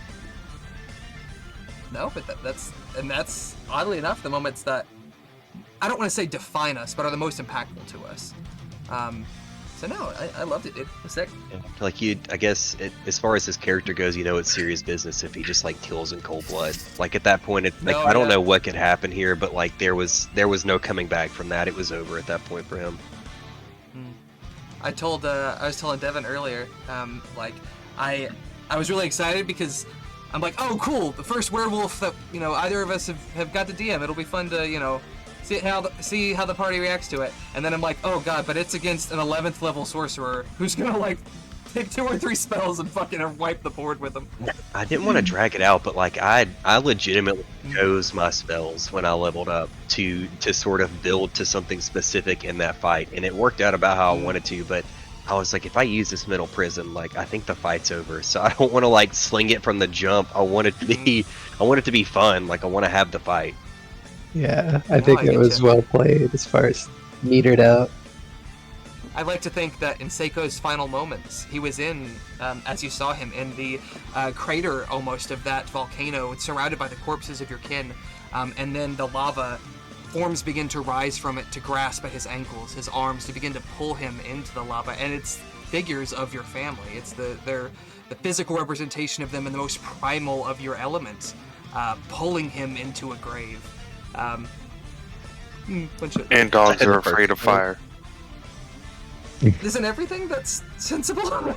I almost legitimately said that, like when he turned into a wolf and took a bite at me, I almost legitimately quipped back with anything burns. Oh, damn right. Damn right. I think we're still waiting on Ben and Barb, so we'll give them another couple minutes. I don't actually know when we took our Here. 5, 10. Oh, okay. Is Ben also local? Yeah, I'm here, yeah. Why not? Oh, yeah, I'm here. Wow. Alright. Yeah. Everybody give Josh a round of applause for some spiritual vengeance, fulfilling your soul through bloodshed, as all of us should do. He exploded Like his therapy, brain everyone should do twice. He did, yeah. Psychically and physically. It was seeing the pirates nice. kill Armand Hammer, I was like, if they can kill it, if they can get vengeance, so can I surely. Yeah. Yeah, there you go. Everybody in this group has killed somebody who's Yeah. fucked them over. Davos has killed the person who he thought killed his father. Bergen has killed the person who killed his mom. Devin has killed... Goldberg kills virtually whoever he wants. I was about to say, almost everyone that he's... Oh, you didn't kill Kodiak, but only because Hidia didn't Didn't want let you, to. yeah. Yeah. I was sitting here thinking, like, Goldbrand's all about it. Goldbrand's like, no, yes, murk him. And about 15 or 30 minutes into... And after I got here, I was down like, Devin is also like, yes, murk him. Vengeance. It's fun shit. I love With that, my dudes, we'll So, get back so into do we it. have to shield you from the full moon now? Question mark? I don't know. That's- Yep. Maybe I guess- someone should examine him. Like Someone the can best take a cleric in the religion world. or a medicine check. Hell Yes. yeah. Bergen, Yes. you got a big medicine? I do have a big medicine. I wanted to I remember ask them, studying in my paladin days. You know what? I will actually give Davos specifically advantage because I'm sure you've written a song about with werewolves as part of the lyrics. Did the Fey Fighters? Cause maybe. Oh, Ooh, That's pretty shitty. It was not a good song. Not one of your better ones. Was a B track. It was oh god, I just showed my age a little bit. Like ooh. it was like Um, I was 12 when I wrote it. Okay. Thankfully, Bergen got a pretty solid 17. You know that lycanthropy is a type of curse, and you're fairly certain that your remove curse spell can actually alleviate that. Do we want to? I was gonna say, Yeah. is this something we want to do, or is this like, can he like control this aspect of himself? I was There's gonna always room ask, for but I one didn't feel like furry it in was this fair. group. There are urges that arise in moments of intense emotion. You would know that it's almost like so involuntarily during a full moon he turns into a werewolf. That's that. If he is close to death, the wolf may come out to try to preserve its self. You know that some people can be taught to go into it willingly, and with training, people can subdue going into it when they choose not to. Meta-wise, you would have to make checks to see if you go into the state in those kind of moments. I would let But him otherwise, know all standard of that. werewolf rules. I would share all that information with him and ask him if he wants me to attempt to remove the curse. I would jokingly lean over to Goldbrand, I'm assuming he could also hear as well, and ask, is now a bad time to ask the Grey Wolves if they would train me how to control this? You need their new leader. No, he's not wrong. So from my points of views, you killed the baddest motherfucker in the tribes. They may not want to do what you want, but if they agreed to it, I don't think you would be any dangers. I would go back to Bergen, and I would say, I think for now we see what we can get out of this. However, If at any point you feel like anyone in the party is in danger or I lose control, feel free to do what you must to remove this from me. I'd feel good with that as long as everybody else is okay with that. I get to kill him. You let him say it. I guess I would have to raise the question mark of if I'm in wolf mode and he goes to remove curse, what happens? Might be a little dicey. Yeah. Or if after X amount of days it can't be removed, that would be the only thing I would be worried about. You know what I want to do? I want to go talk to what's her name, Saphine. Saphine, Yeah. you could just walk. You could just trot back into the I wanna tribe be and like- bitches, tell me shit. I want to be like, what you know about this? I need it. Okay, no, Saphine tells you, oh, so you got yourself a bit, did you? Well, lucky for you, it's not too hard to get rid of. If one of your boys in the party can't, I'm sure somebody at the church can. But, lycanthropy is, pretty dicey. In fact, she lays her hand not on the bite, but on your shoulder adjacent to it. He got you sort of on the front part of your collarbone and on sort of latching onto your actual body. And she touches sort of to the exterior of your shoulder, and her fingers glow a dull gold. And you see her eyes shine the same color. And when it fades, well, it seems there is a limited window of opportunity for that to be removed easily. If you do transform by the light of the moon, then you're going to have a hard time getting out of it. Now, that said, there are those who do live with it, and some who make pretty good coin doing mercenary work of that type. Now, I can't tell you too much how to control it. That's not my forte, dear. But I imagine if one of Goldbrand's kin got you into this mess, one of them can get you out. I do have one more quick question. I just sort of look up and I'm like, do you happen to know what moon phase we're in? Roll a d20 and a d10.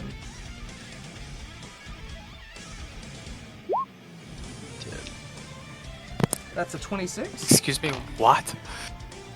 That's 26. Today is the 15th. You are 11 days out from the next full moon. It is also Uktar the Rotting, and because irony's sake, the Feast of the Moon is the holiday at the end of this month.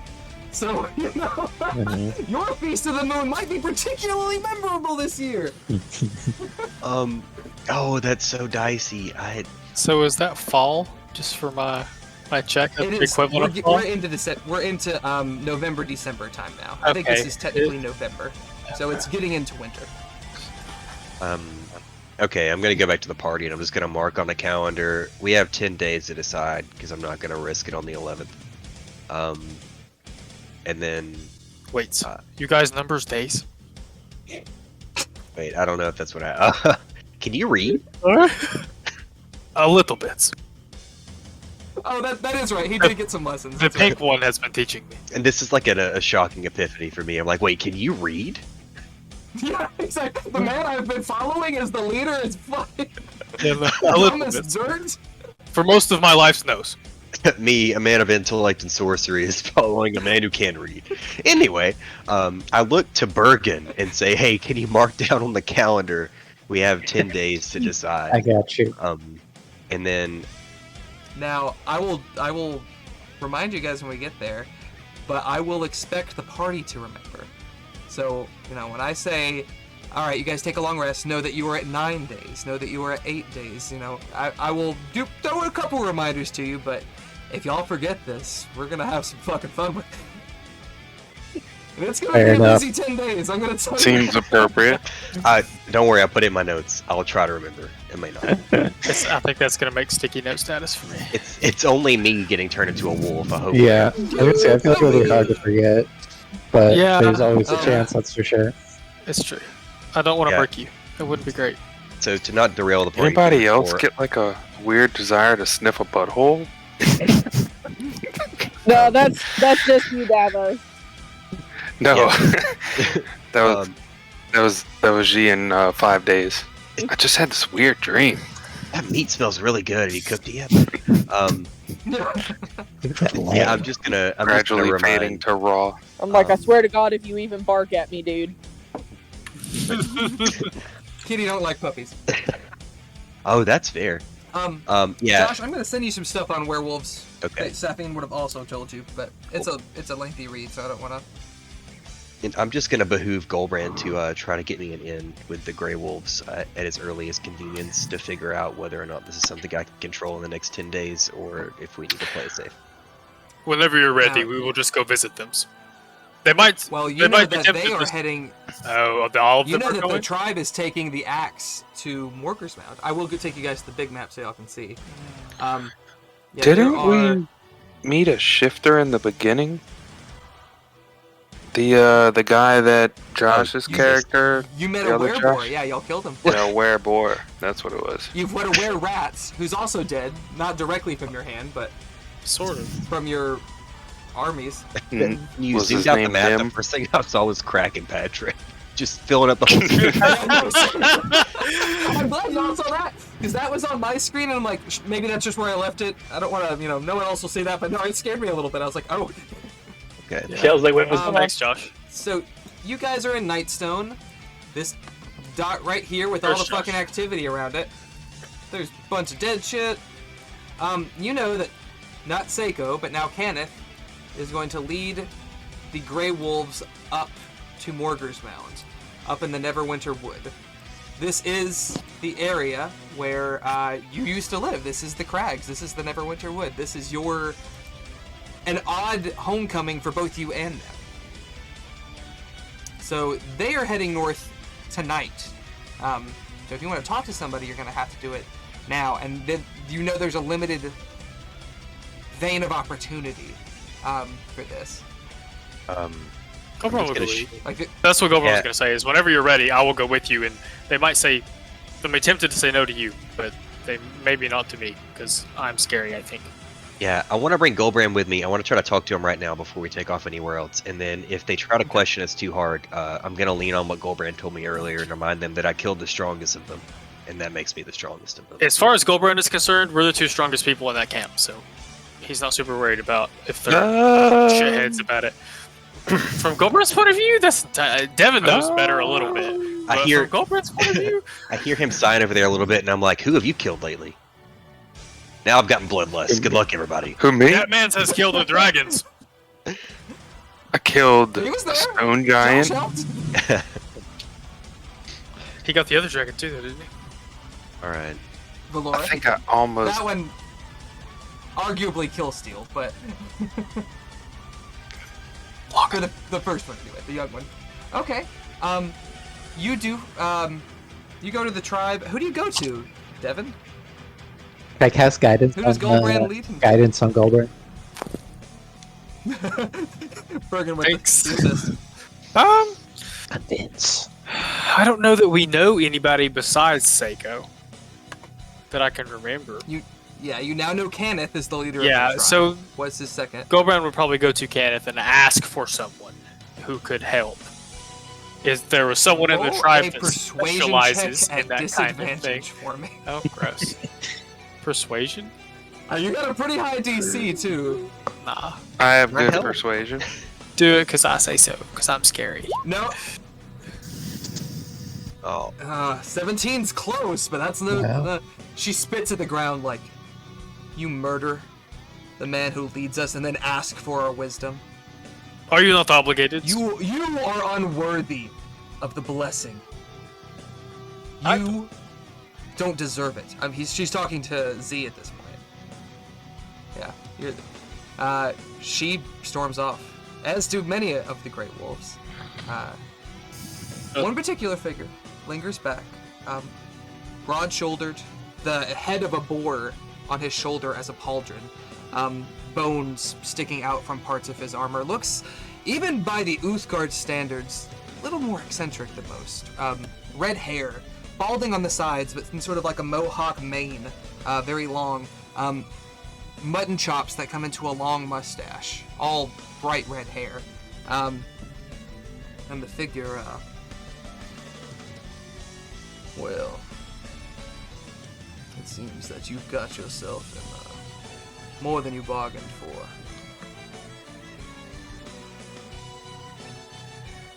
That's accurate. That means Do you think you can control something this primal?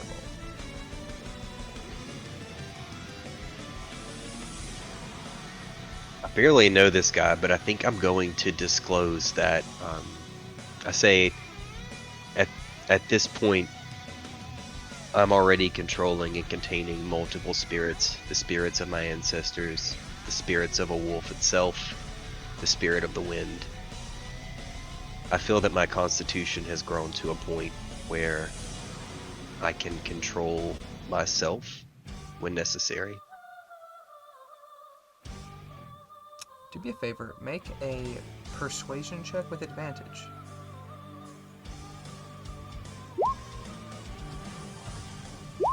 I needed the advantage, maybe, I don't know. Fantastic. No, you didn't. You got that first 22. You nailed it. He looks you up and down. I saw Seiko's reaction. What he heard. My kinsmen are hesitant because many of them were with Seiko that night.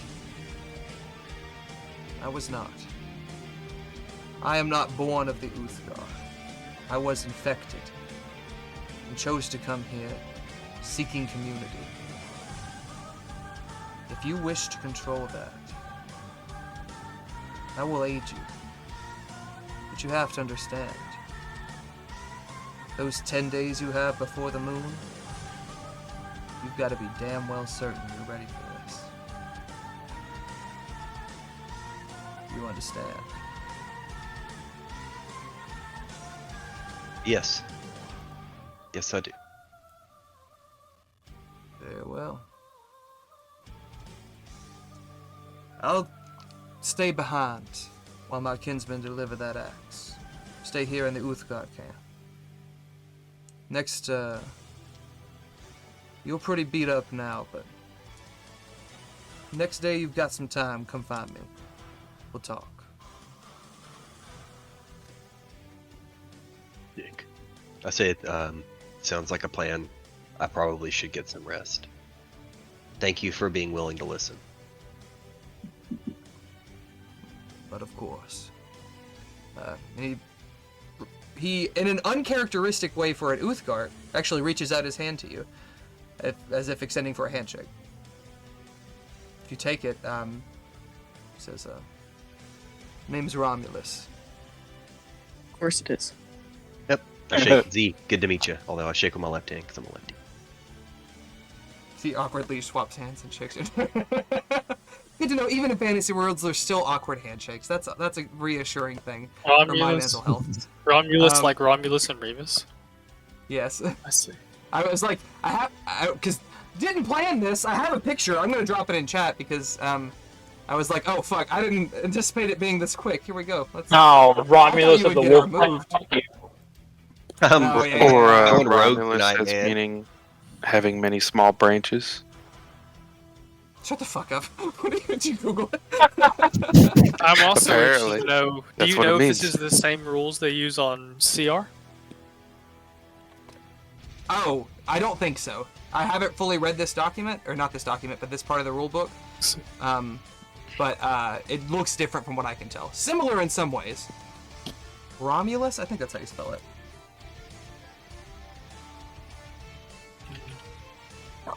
You're so good. Like the king. I told you yesterday I was on a different level. I was feeling real froggy. What? Proving it out. Yeah. What he, by the way, as far as Romulus goes, I was just like, fuck, wolves, fuck, Rome, wolf, 2 kids, Remus, Romulus, Remus Lupin is already taken, let's go Romulus. Okay, here we go. I briefly debated calling him Roman, but I'm like, nah. Yeah, Roman. Because Devin's dog. With that, Roman's my good dudes, you Which all was get a long also not rest. born of the Uthgar. He was Yeah, no, they're looking not. for shelter. Wait, who? Just like Roman? Or no? What was the shelter guy, the dog you picked up from the wild? Oh, Goblin's the one that we Goblin. watered in the yard. Yeah. Roman's the other one, his German Yeah, Shepherd. right. I see where you're at now. I thought you were talking in game, and Joey was so confused. Like, wait, y'all did that? Fuck. We're 50 episodes in. We've got like 150 hours of content. I can't remember all that. The following day, which, by the way, 9 days remaining. Oh, Like fucking Majora's Mask. Yeah, if y'all that's ever exactly played that. when I complete a short rest, I get to roll a d20. A long rest, I get to roll a d20.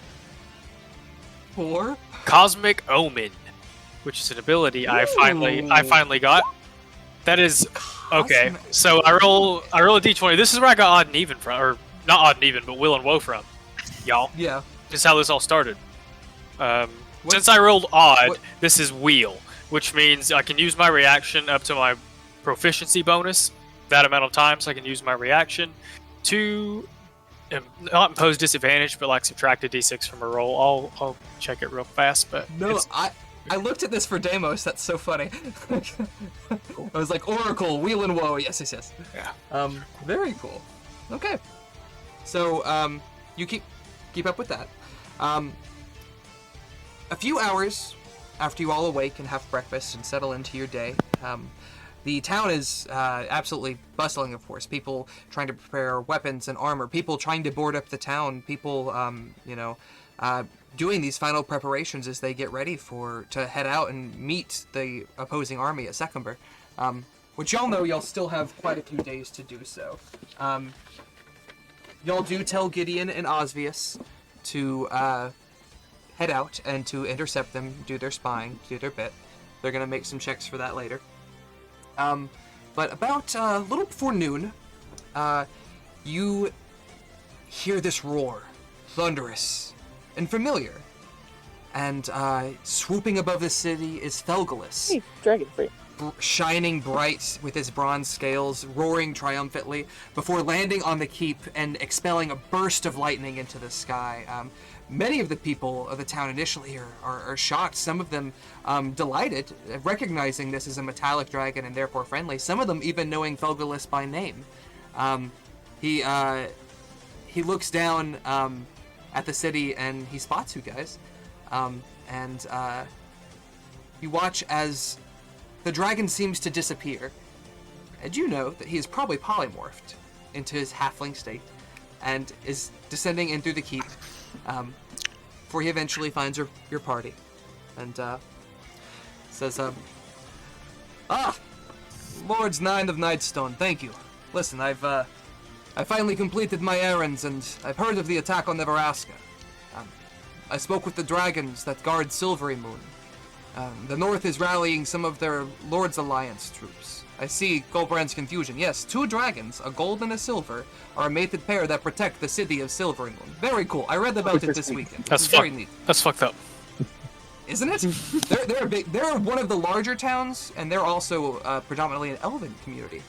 They have a mythal. Tells you, Sorry, totally what? out of game. They have a mythal. One of the few cities with a mythal. mythal. I'm not sure what that is. It's like a. I will find out later. Yeah, go ahead. Okay.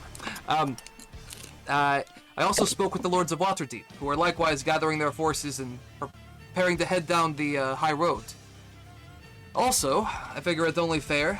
I did stop and check in and found that my hoard was not discovered, and therefore am more than happy to make a generous donation to your treasury. He hands you a very hefty Crown Royal bag that you open up to find 1,000 platinum pieces. Oh, damn. So that's 10,000 gold. Devin, if you'll put that in, that is specifically to the treasury.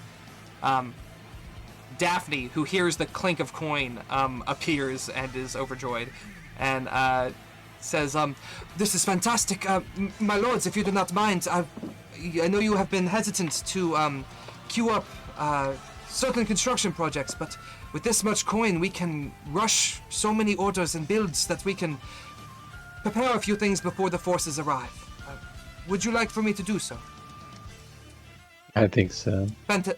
Fantastic. One head nods and she's like, fantastic, and goes. Like, she's already gone.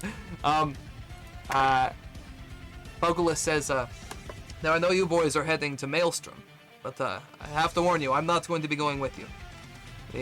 a dragon in the giant's court would cause an uproar. It would lead to instant bloodshed. Now, I will tell you, I'd also prefer if you didn't let too many people know about this version of me. I would like to try to keep as much of a low profile as I can. If for no other reason, so I can drink in the pub uninterrupted. I'll still patrol as my true self, don't worry, but this is more for my personal sanity. Yeah, I can understand that. All lips are sealed.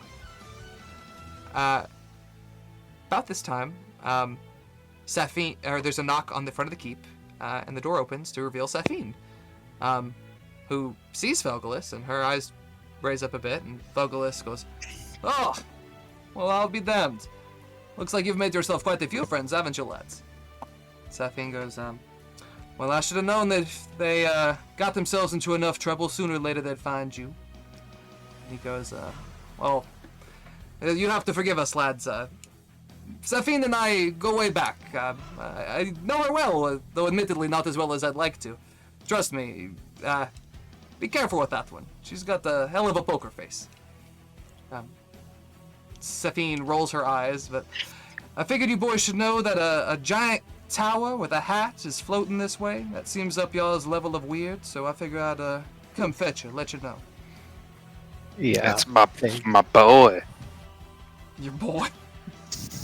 You guys Your walk cloud out giant. to see, quite literally, on a cloud, a large white tower, probably 100 feet in the air, plus, 100 feet tall. The tower as well. And what on the top of it, instead of like a normal roof, it's literally a wizard's hat, like with stars, like blue fabric, like branched out above this tower, creating almost a canopy around it. That slowly drifts down and settles in the southeastern portion of Nightstone. Southwestern, excuse me. Bloop, let me come back here. And let me move some stuff in your chat. We are just to the left of the town square. You see Harshnag over here. You're in the right area. What's that weird lobster-looking thing? That's a lady. Just Yeah. But I totally see a lobster now. I can't get over it. Yeah, some of the top-down views look Is weird. she like butt True up? story. Legs in the I air? think that's like the back of her dress. She's like running and like the dress is trailing behind her. I'm not entirely sure. Don't ask. Oh, me. that checks out. I was too poor and cheap to buy the nice token pack, so y'all be grateful. You hear? You're welcome. The Tower of Zephyros does indeed arrive. Let me still. Zephyros departs from the tower, heads down the cloud steps, which the tower does not come all the way to the ground. Floats about 50 feet off the ground before the cloud steps form, and he comes down. And he goes, he sees Harshnag and goes, "Ah, my old friend, it is so good to see you alive and well. I was so happy to hear of your restoration." And he starts hugging on Harshnag, and Harshnag is obviously very uncomfortable and like kind of. I forgot how touchy-feely you cloud giants can be. Zephyros asks him, But Harshnag, what happened to your axe?" And Harshnag says, "Lost it fair and square. I'm in the market for a replacement if you come across anything." You guys have anything? Harshnag is going around unarmed. Give you all that information. I mean, I've only got 2 arms. I can't spare any. What do we do with it? Ooh, actually, We could give him the scythe after. Did y'all give it to Safine? Yes. Yeah, you did. I do have my Tony's Great Club that I still have extra. Yeah, so magical Y'all items got should a couple of things in the bag. grow to fit his size. Magical items. You've got a should. +1 item that could be a +1 weapon of your choice. You've got a +1, or excuse me, you've got a flame tongue greatsword, which is also a magical item. You've got a couple of things in the bag, but before you head out with Harshnag, you may want to rearm him. Yeah, He's I going think with us, Maelstrom. take his pick or something, whatever he feels more comfortable. It's a good idea. We're gonna offer it. I look down at the obsidian axe and pat it, and I'm like, my axe. No, no. Yeah, but That's also what he would be using I it will. like this. It would be like the fucking one of the fucking floss picks. That would be about the equivalent. Maybe when he eats somebody, he needs to clean his teeth. I don't know. Anybody want to offer him anything from the bag? Yeah, I guess present him anything that we might be willing to part with. I don't know, because Let me, let's go. Give me a anybody's name of an got- item. Yeah, let's go look at the bag. Borrow that. Weapons and magical items. Does anybody That's, have attachment to anything in there before we start offering? That greatsword's being unused, and I'm pretty confident everybody who uses martial weapons has the martial weapons they want, right? I mean, Well, I'm if not using the Red Dad's Rage right now because I got the anchor and all that. Yeah, you want to keep your like signature weapon though. If that +1 weapon can be any weapon, call it we can just make that +1 Yes. weapon a great sword or an axe or Oh, there we go. Yeah. you know. Give him the wand of fireballs. I love it. I love that chaos energy. Give him that and the circlet of blasting, scorching ray and fireball. Come on. I mean, what could go wrong? I don't see All right, anything else that he can wield really. Devin, what is that +1 weapon? What do you give him? What weapon do you, as a group, present to him? I mean, I'm trying to think of something. He just had an axe. You don't think he would like a two-sided battle axe, though? Doesn't that seem... No, yeah, pretty that's heavy exactly metal? what I think he would like. That's what he had before. I can't think of anything. No, it wasn't two-sided. It was a battle axe. Yeah, I'm but- thinking like a Giant double-sided, cut. double-bladed battle great axe, axe. with straps on his back. Yeah, it's a great axe. Yeah. An axe for an axe, friends. Thank you. It will, hopefully I won't need it, but if I do, I very much appreciate having it nonetheless. Now, Zephyros does tell you, I should report that, Count Thulin did refuse my offer to try and, open the portal to Maelstrom. But he was rather amicable, considering that they were still searching for his sister's ashes to scatter to the 9 winds. So there is that. Also, if you still have that mirror that I bestowed, improved upon for you, I think I have another such improvement that would be, favorable for everyone.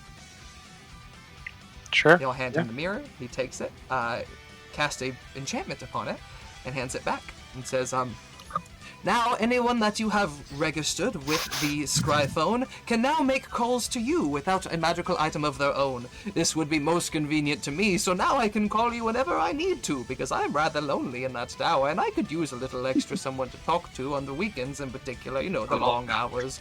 But if you have any other established contacts on the device, then they may also scry to you as needed.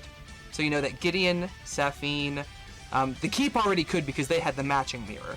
I think Gideon, Saphine, and Zephyros are the only 3 you actually have on it. You still have 2 vacant slots, for the record. Also to Zatari, Tally, and Valkyr are all here as well. The other 3 Lords of Nightstone.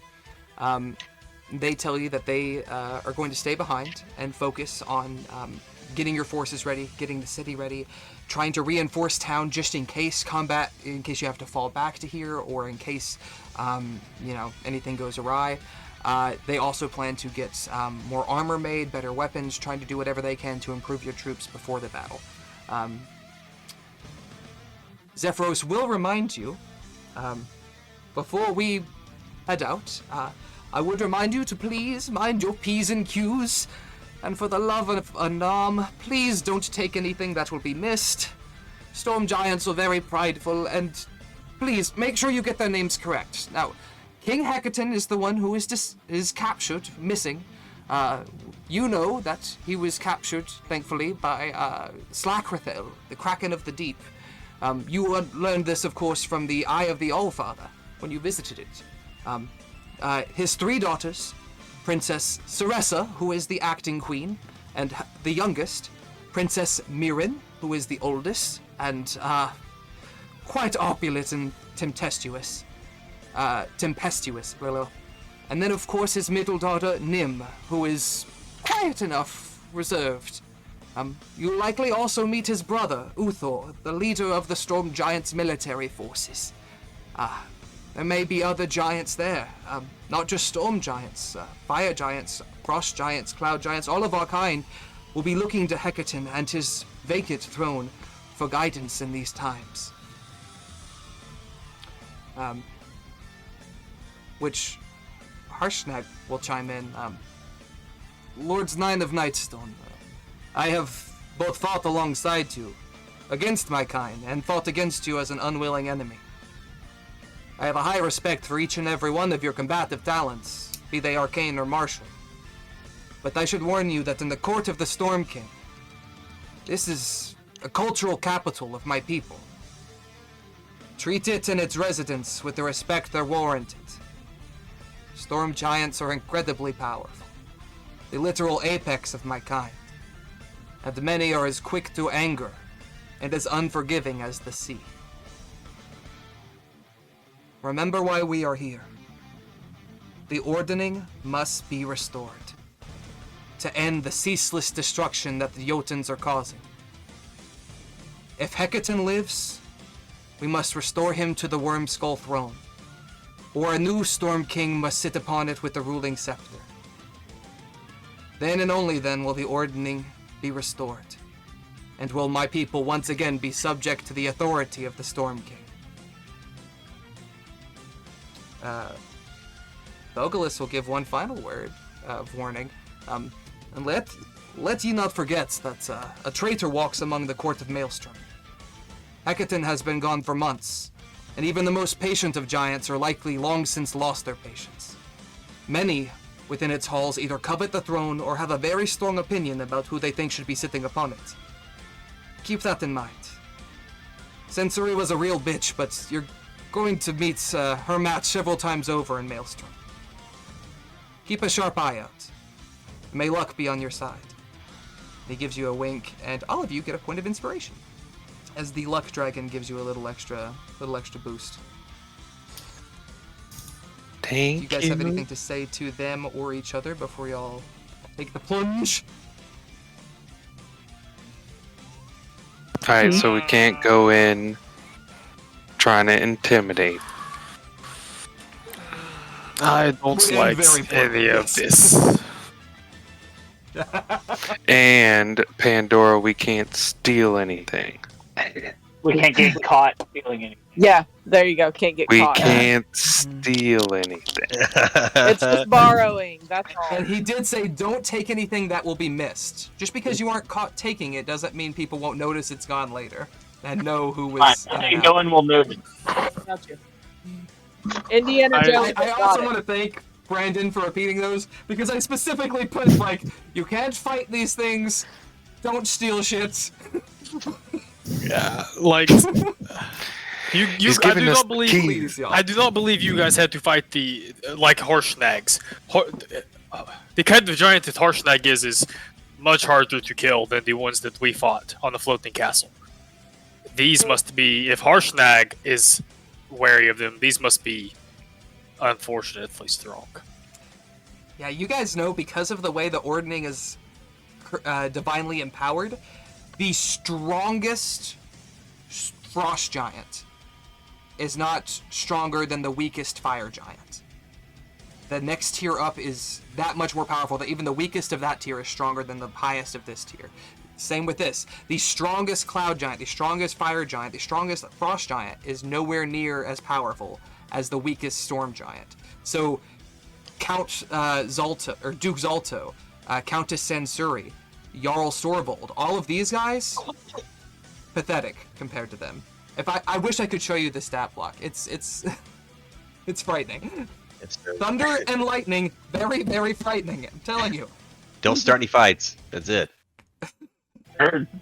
I'm just a poor boy. Oh god. That's like Gobra's favorite strategy is to start fights.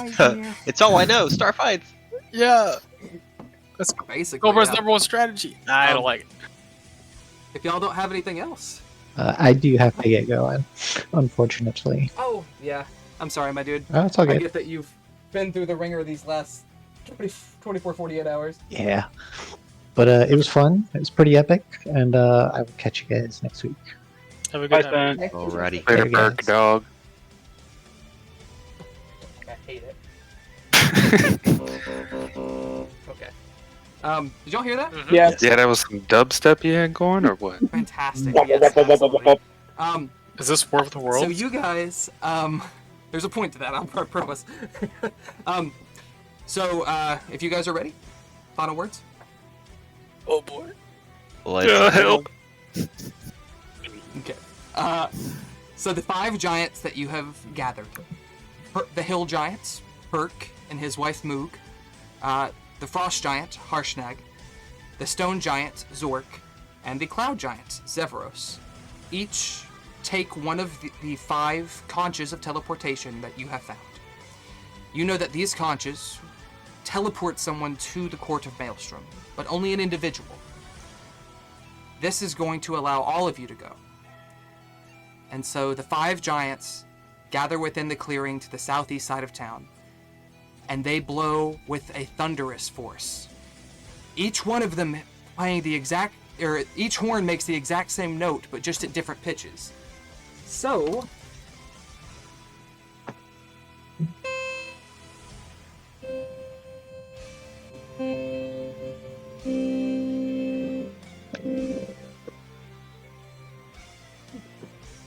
Joey waking up his fucking family right now. with the thunderous force of all these horns, a plume of water shoots up from the moat, crashes in the middle of this circle, and begins to swirl about, forming a whirlpool that goes deeper and deeper and deeper into the soil, way deeper than it should be able to. And in fact, deeper than it should be able to without this whole side of the town collapsing into the river. Zephyros and Harshnag give each other a simple nod before Harshnag leaps into the whirlpool, swirling around in circles as he makes a rapid descent and disappears beneath the waves. Zephyros likewise leaps in after him, and seconds later is pulled beneath the choppy waves. Who jumps first? I do. Go for episode. Yeah. I think Goldbrand and Ben were like right there, so They're gonna hold I heard hands. Steve after the say other he was. one Yeah, we are. You leap into the water, and it spins you around with this increasing intensity as you are pulled deeper and deeper down. The water rushes around you, and you hold onto your breath tightly, tensing instinctively as the cold water envelops you. It's disorienting, and you're slightly dizzy as the sky grows darker and more distant, and you are pulled far below the waves. And after several seconds of this tossed in this subaquatic twister, you realize you can breathe. And while you're a bit cold, you're perfectly dry as your feet find solid ground.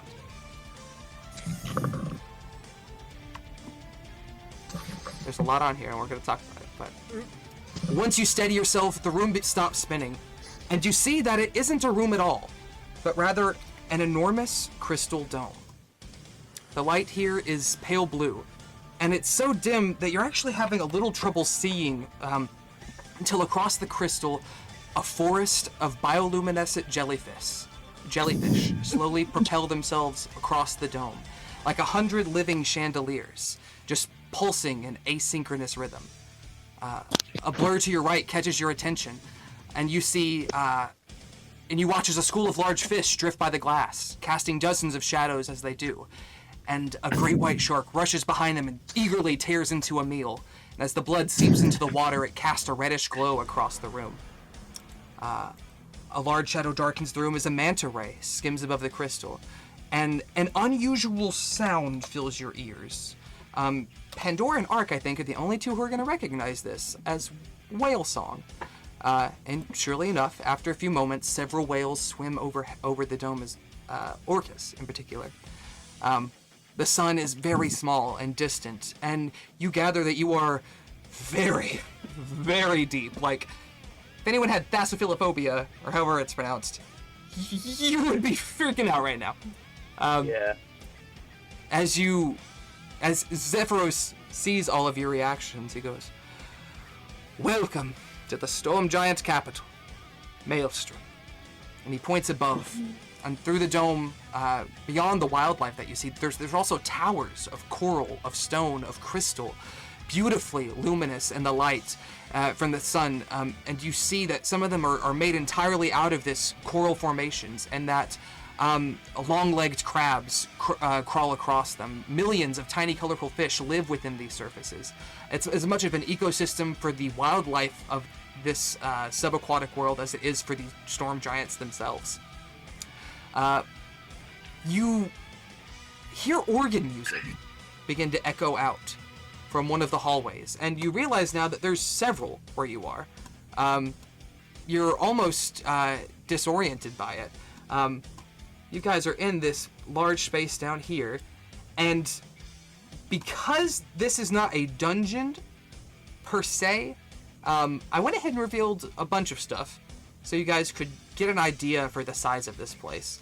This is a series of towers of coral and anemone and stone and just various both organic and inorganic matters that have been hewn to create this series of rooms and channels.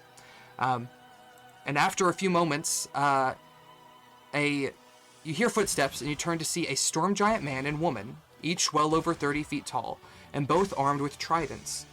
And they enter the room that you're in. And they say, the storm giant man in particular says, "Hail, brothers of cloud and frost. Celebrate this moment, for you are within the court of kings. Please, what brings you to..." Are those small folk? You see the two giants take a closer look at all of you and then at the giants that are with you. And the man goes, "Wait a sec. You're Harshnag the Grim. You're the stuff of legends." Harshnag, I am but one giant doing my best to make amends for others. And the woman goes, "Oh, and you're Zephyros the Mad." And Zephyros goes, "Oh, no, I quite resent that being a rather befuddling slander that Countess Sensory smeared me with. I'm quite sane, thank you very much." And she sort of nods her head questionably.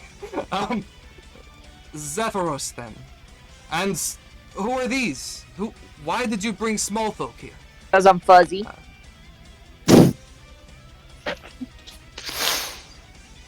I mean, She tells no untruths. If anything, I thought you would be uncomfortable underwater. Normally we don't see felines this deep. Jesus. I kind of You also elbow don't see over and I'm pirate like, felines, so there's that. like cats and firefolk don't belong underwater. Calm down. Why have you come? What business have you with the court of Hecate? To Actually, restore we're looking the for ordning. him. Yeah.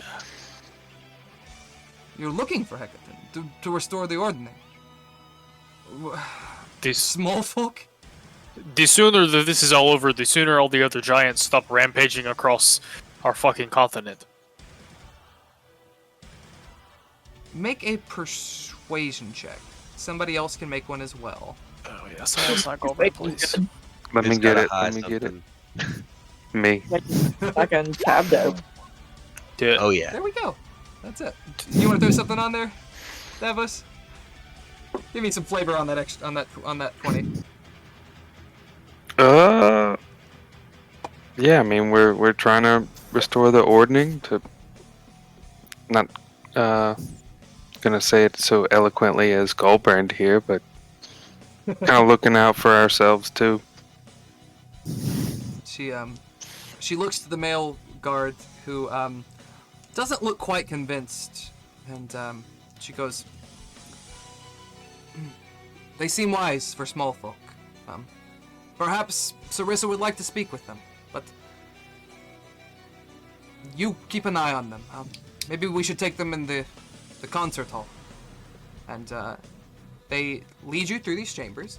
If you see up here at 29, toward the top of the map, these are those two giants that came to say hello. They are now leading you. Why can't I select things? Oh, I'm in the wrong layer. That is why. They take you up to this room, and then to the room just beyond it. Very nice. And very nice. And you see, as you're walking through, you're going through these passages made of coral and stone. You actually pass through a hallway that's entirely this anemone-looking flora. And as you walk through, all of the tentacles sort of and seal up into the walls, and you walk through, and they just slowly drift back out as you exit, almost acting as if a doorway. You come into this room with high crystal windows that reveal the beauty of the surrounding topography, and the organ music has been growing louder with every step. And you now hear, as you enter this room, a voice singing with it. Let me post that picture. You gonna sing for us? Oh yeah. You see a concert hall split into 2 levels, a raised walkway stage and a pit filled with several large shells that seem to be acting as seats as a variety of giants. The acoustics in here are excellent, as is the unusual organ music. The singing, however, leaves a little something to be desired. I like to imagine it's like obnoxious opera, like something ridiculous. Barnacle-covered towers meet hewn rock and rise to this beautiful vaulted ceiling, and a huge crystal window allows light in that casts beautiful patterns on the walls and floors. Under the crystal window is a hulking crab, massive, at least 50 feet across, with several colored flumes of coral that are growing out of its shell along the sides. And the creature's being used as a living instrument. You see that the storm giantess in front of it, which you recognize as Nim, the middle daughter, wields a pair of whalebone mallets. And she taps the crab's head and the crab's carapace in certain locations. The strike itself causing a percussive element, but apparently triggering an exhalation of sorts from the crab, which then travels up the coral flumes and creates a note, as if an organ. On the ledge next to the crab stands King Hecaton's eldest daughter, Mirren, who is singing quite ostentatiously. The guards gesture for you to take a seat next to and wait till the end of the performance. Zephyros takes a seat. Harshnag prefers to stand toward the rear of the chamber.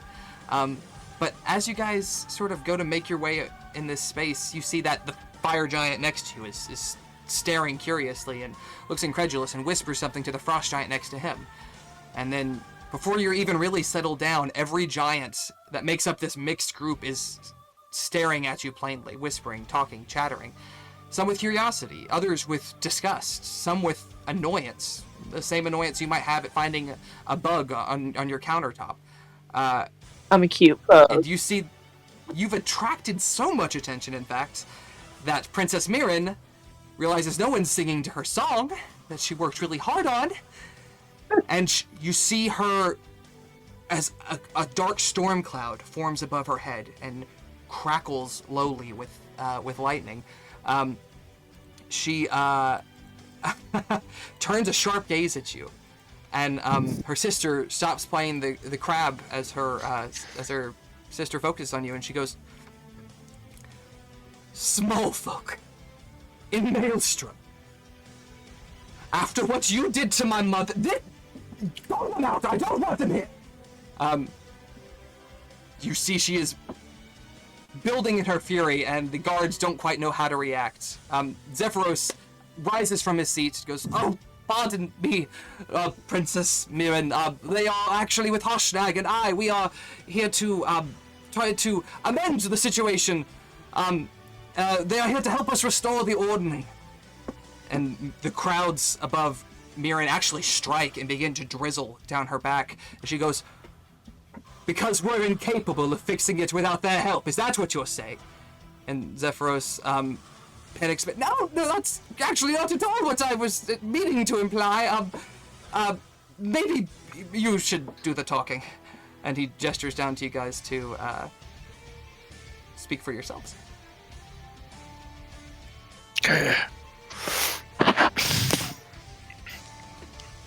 You could do it, I'm really good at killing. You are. We Also, Emperor, 9-6. First off, I must say what an amazing room this is. The acoustics, top notch. I thought you were about to say the song. And what was that crustacean you were playing? Well, this is Mirren, the other sister, the one who was singing, and she goes, "Do not try to distract with flattery.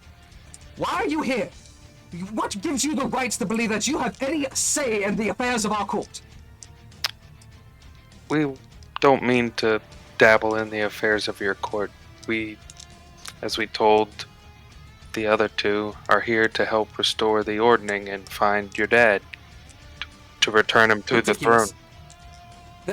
The small folk are spies and traitors. Throw them out of here at once. And I give her some Puss in Boots kitty eyes and be like, but we really mean it. Say something better than that and give me a persuasion roll. Even though we are small, we are very mighty, and we have great many feats under our belts, so we are definitely not to be underestimated. Roll a persuasion check for me. Alright. If I can get it to open, I will. I don't think I'm going to give you advantage. Even if I'm kitty soft pie. Make 2 checks, but this is an advantage, and you'll see why. See if it'll roll. I clicked it. We'll see. 8 years later. Yeah, it's just giving me that little loady wheel. It's really bad. What's your persuasion modifier? It is plus 11. Okay, so I'm going to add 11 to 2 rolls here. You know what? No, Devin, why don't you roll 2 20s for me? Like, I... Roll worse. Roll 2 2s. It's just not going. Okay. 19 Mirren and still 26. looks quite angry. But her sister Nim, who's been rather calm throughout this, she didn't get... you see there are no clouds brewing above her head to betray her emotion. And she goes, if they can help find Dad, I mean, there are worse things, I guess. Mirren gets upset. She's like, but Zephyros and Hecaton... Zephyros is absolutely ridiculous. He's mad enough himself. Harshnag has been slaying giants up and down the Sword Coast. We can't trust him. Nim sort of goes, listen, Mother trusted the small folk too much, but that doesn't mean that all of them are not worth trusting. Besides, probably don't want to talk to us anyway. They're looking to talk to Sarissa. About that time, the doors open to the chamber to the south. And the woman that you had spoke to earlier, the storm giant who met you in the first chamber, tells you that Princess Sarissa is ready for you. She's in the Great Hall. You guys proceed in and see 3 particular figures that I'm going to drop in here. Bloop. Hello. Oh.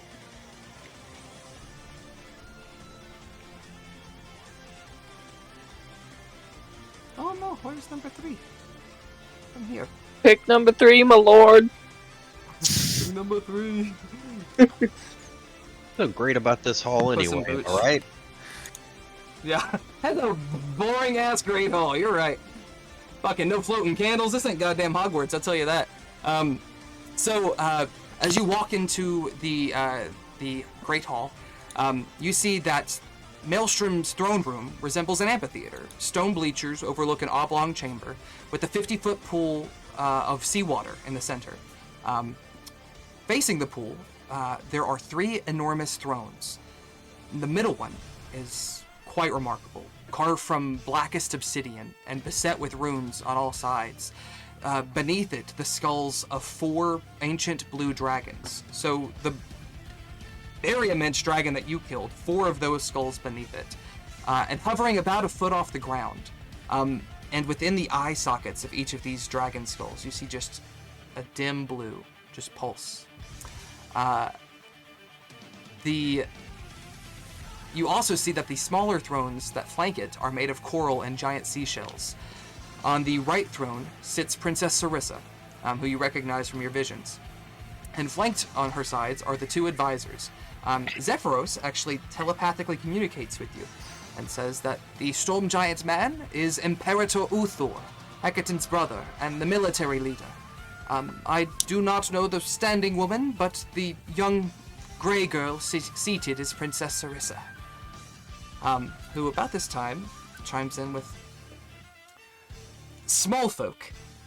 In my father's court, my father would pitch a fit, but Mother would be over the moon. I'm told you're lords of Nightstone, is that correct? Who told you that? Go, Brian. That's a good question because you didn't tell the guards that. Your DM fucked up. That's fine. I imagine that they would, when you request an audience with the Lord, that the guard should have mentioned, who the fuck's asking? Okay. So, forgive my meta knowledge. I was tripping there for a second. I was like, wait a fucking minute.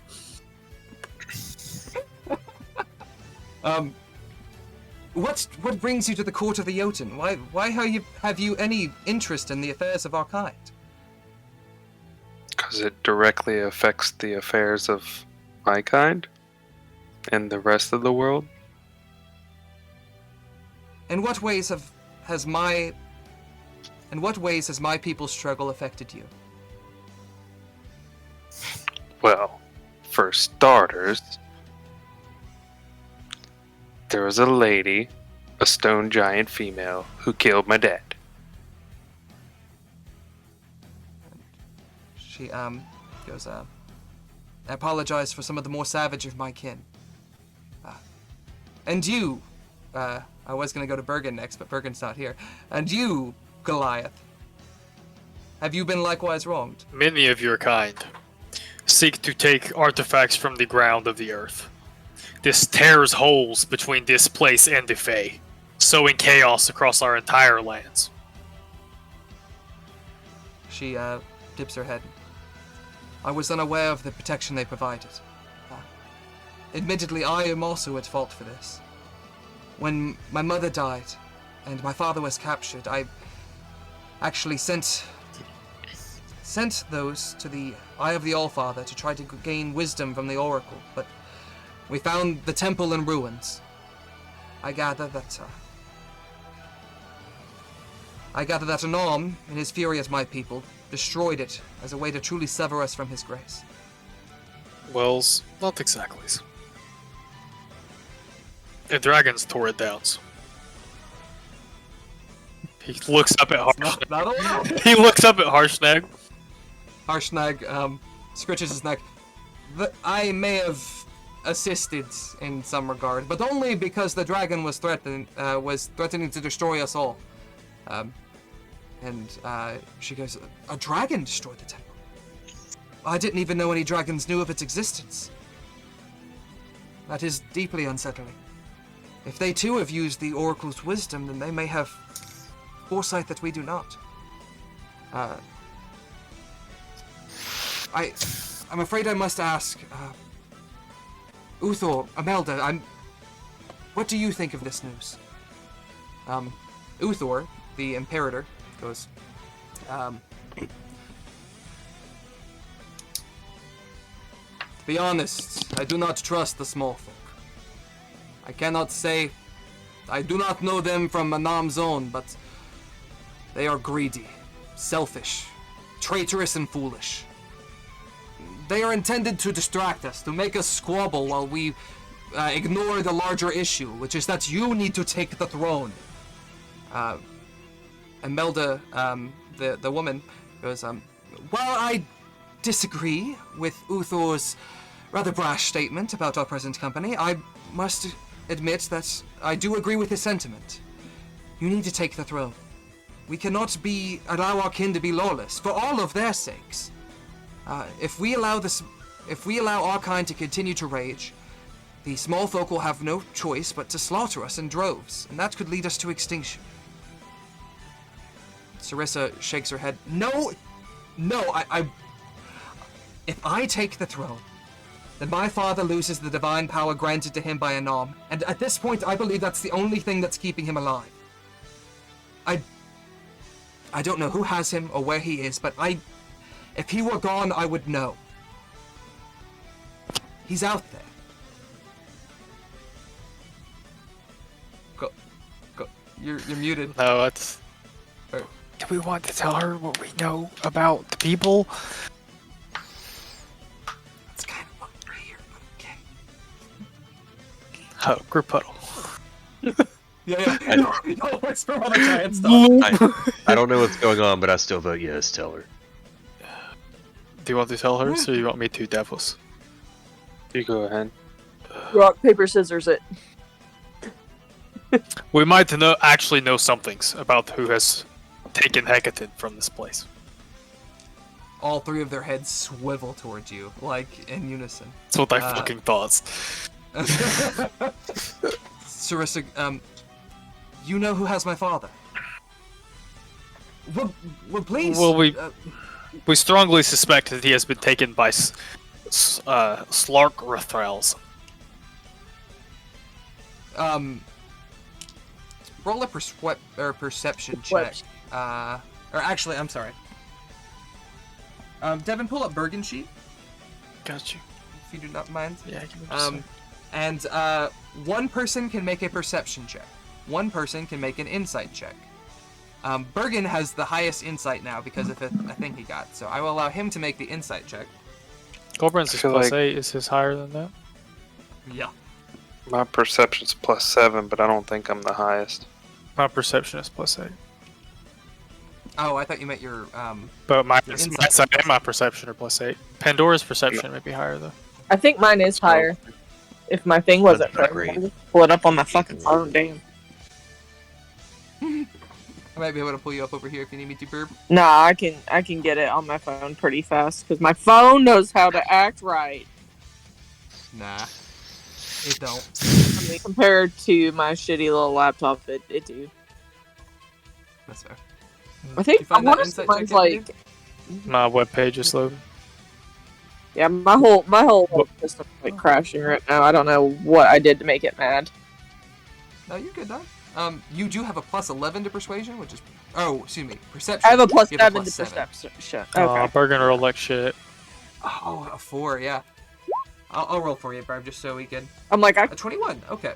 Okay. So Barbara, when Goldbrand says the word Slackrithel, you see all three of them show surprise.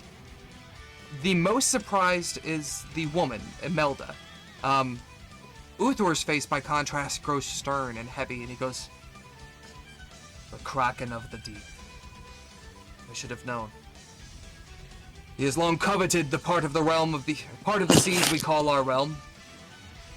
I didn't think him capable of something like this, though. Do you know if he's responsible for Neri as well?"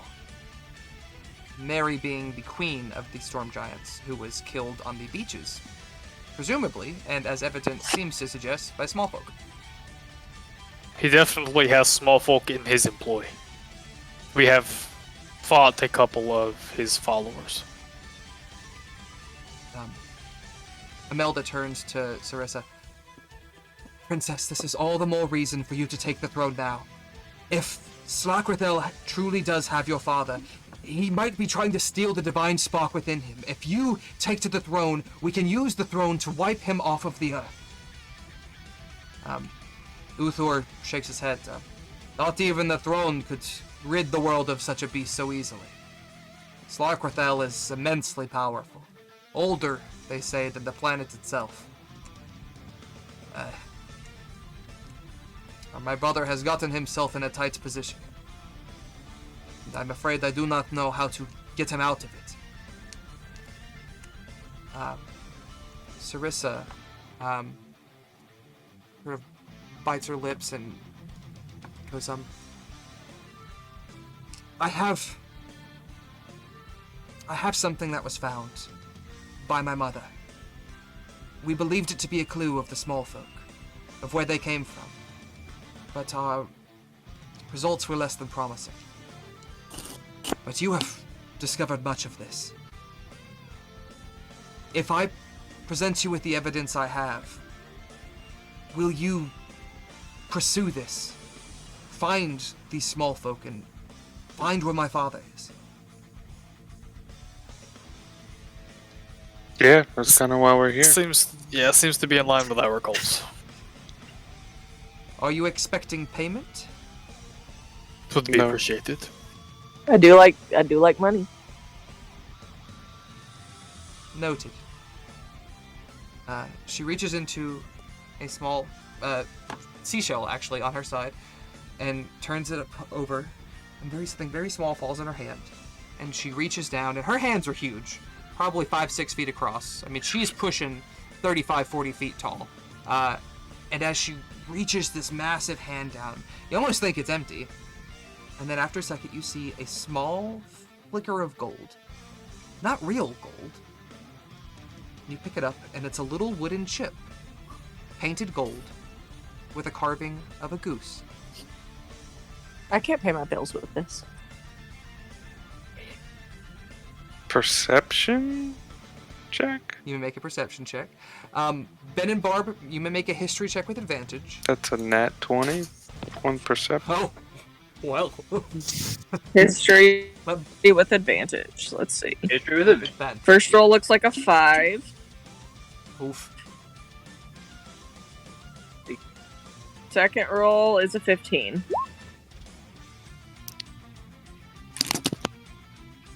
Okay. With a nat 20, Davos.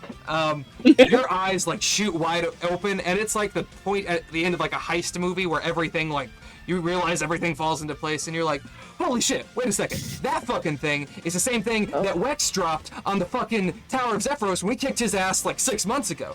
And we know from people in Golden Fields that thing comes from a riverboat that burned down. But Sapine told us that they were rebuilding it, so it might be ready now. And if this token and that token are both from the Kraken Society, then the Kraken Society might be based in that fucking casino.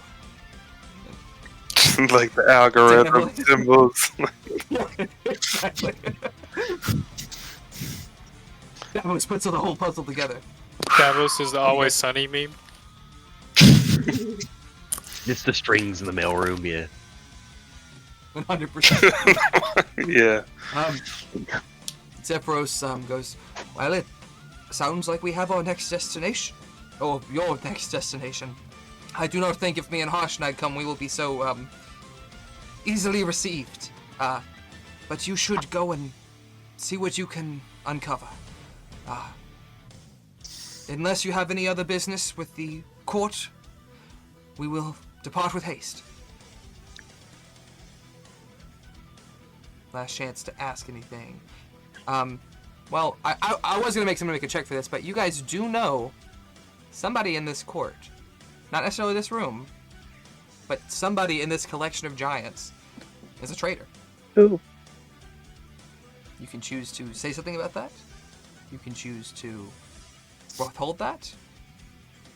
You can try to make some checks to see if you have any clue who that is.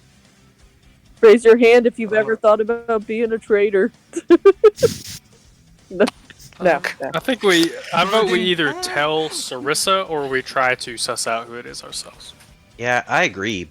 We should ask her how much she trusts the advisors in the room with us first to get a gut check on what's going on around us before we spill Would we beans. be able to get an audience alone with her? You could certainly ask. Can we speak with you privately? We have more information that you may find. Absolutely not. You the queen lies dead, the king captured, and you would have us leave our princess on guard. Do you think us fools, Goliath? You would think to snatch the throne from beneath her very feet. And Sarissa tries to calm him down, but is not doing a great job. He seems pretty adamant that that's gonna be a no from him, dog. Imelda, Uthor, please, control yourself. Perhaps there is a reason that the small folk wish to speak with the princess alone, but I do admit I myself have some anxieties of it. We've just met you, and you seem to know an awful lot about what has happened to the Storm King, but that could also be because you were involved in the operation. I'm afraid I do not feel comfortable with you being alone with the princess. Can I, slip her a note or something, guys? Y'all want me to do that? But as far as I'm aware, if she says you have to go, you have to go. Yeah, I would raise my hand. Sarissa. Be like, Sarissa, have her look at us. She can crush us with a hand. Insight check. Anybody who wants to. Bergen. I'll roll one. 32. Jesus I know it was Christ. 20. There we go. Oh God.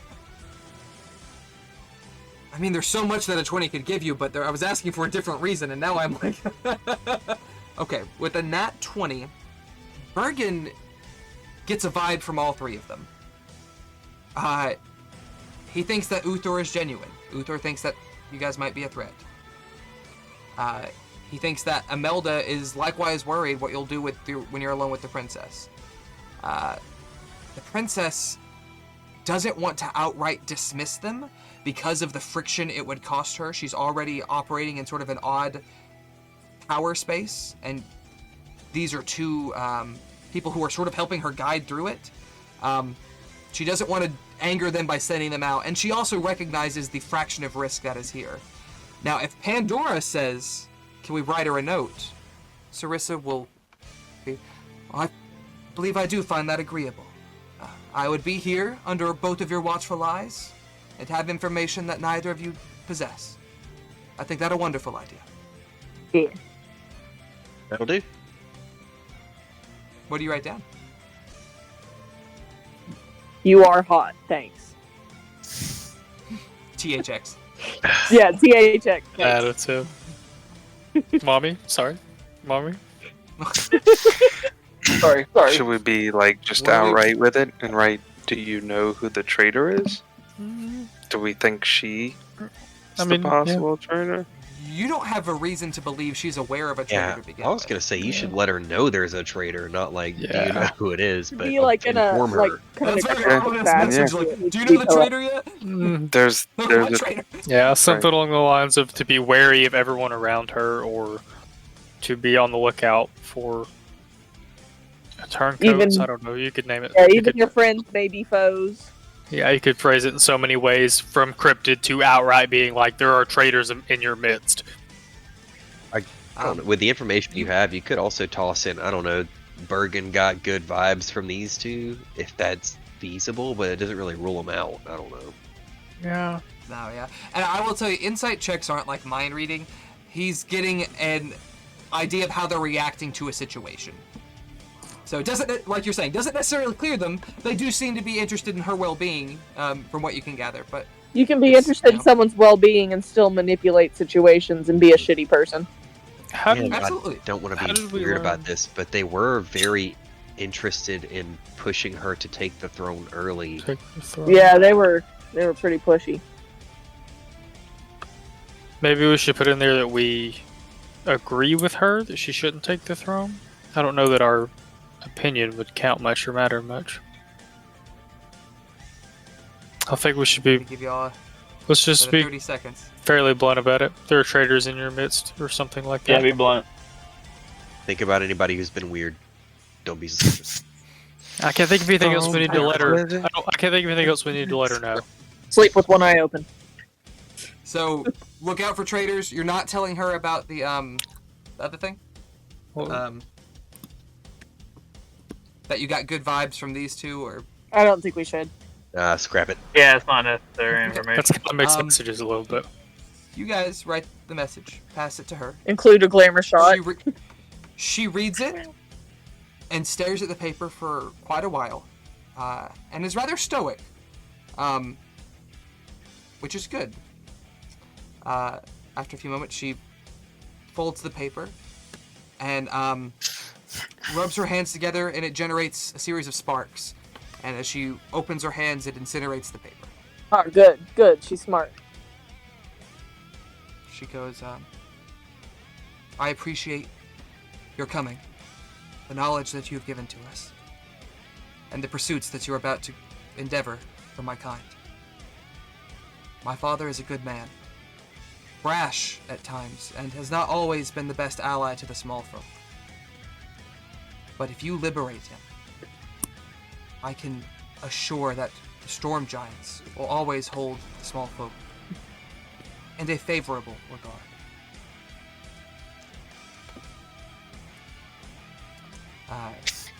It is 12:30, so we're gonna go ahead and call it a night there.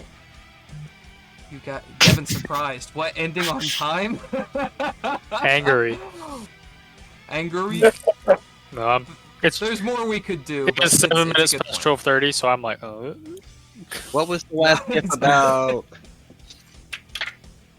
What? We did one up under the sea. What was the last GIF about? I bet it was just They about might get to it. casino. Y'all know you're going to a riverboat. There's a special bartender at the next location. Cool.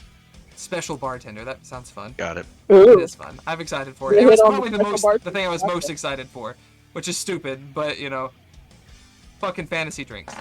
I thought that was fun. With that, my dudes, thank you very much for joining us tonight for our 50th session. A wonderful milestone. Glad for all of you and everyone else who has been a part of this. We are. I told Devin this the other day, so I'll let you guys know as well. We are approaching the end game. I think we are looking at less than 10 sessions, Well done. give or take. So, depending on how the holidays pan out, we're looking early to late February for wrap up, and then soon after that, we'll proceed with Spelljammer, which I'm also very much looking forward to. So, There we reminder go. to get your Spelljammer shit into Devin, because Devin is, needs more shit to do to keep him busy. Fuck that guy. All the extra assignments. But also just think about how you guys want to leave things. Even after we have our big epic battle, I want to take time to say what happens in our epilogue.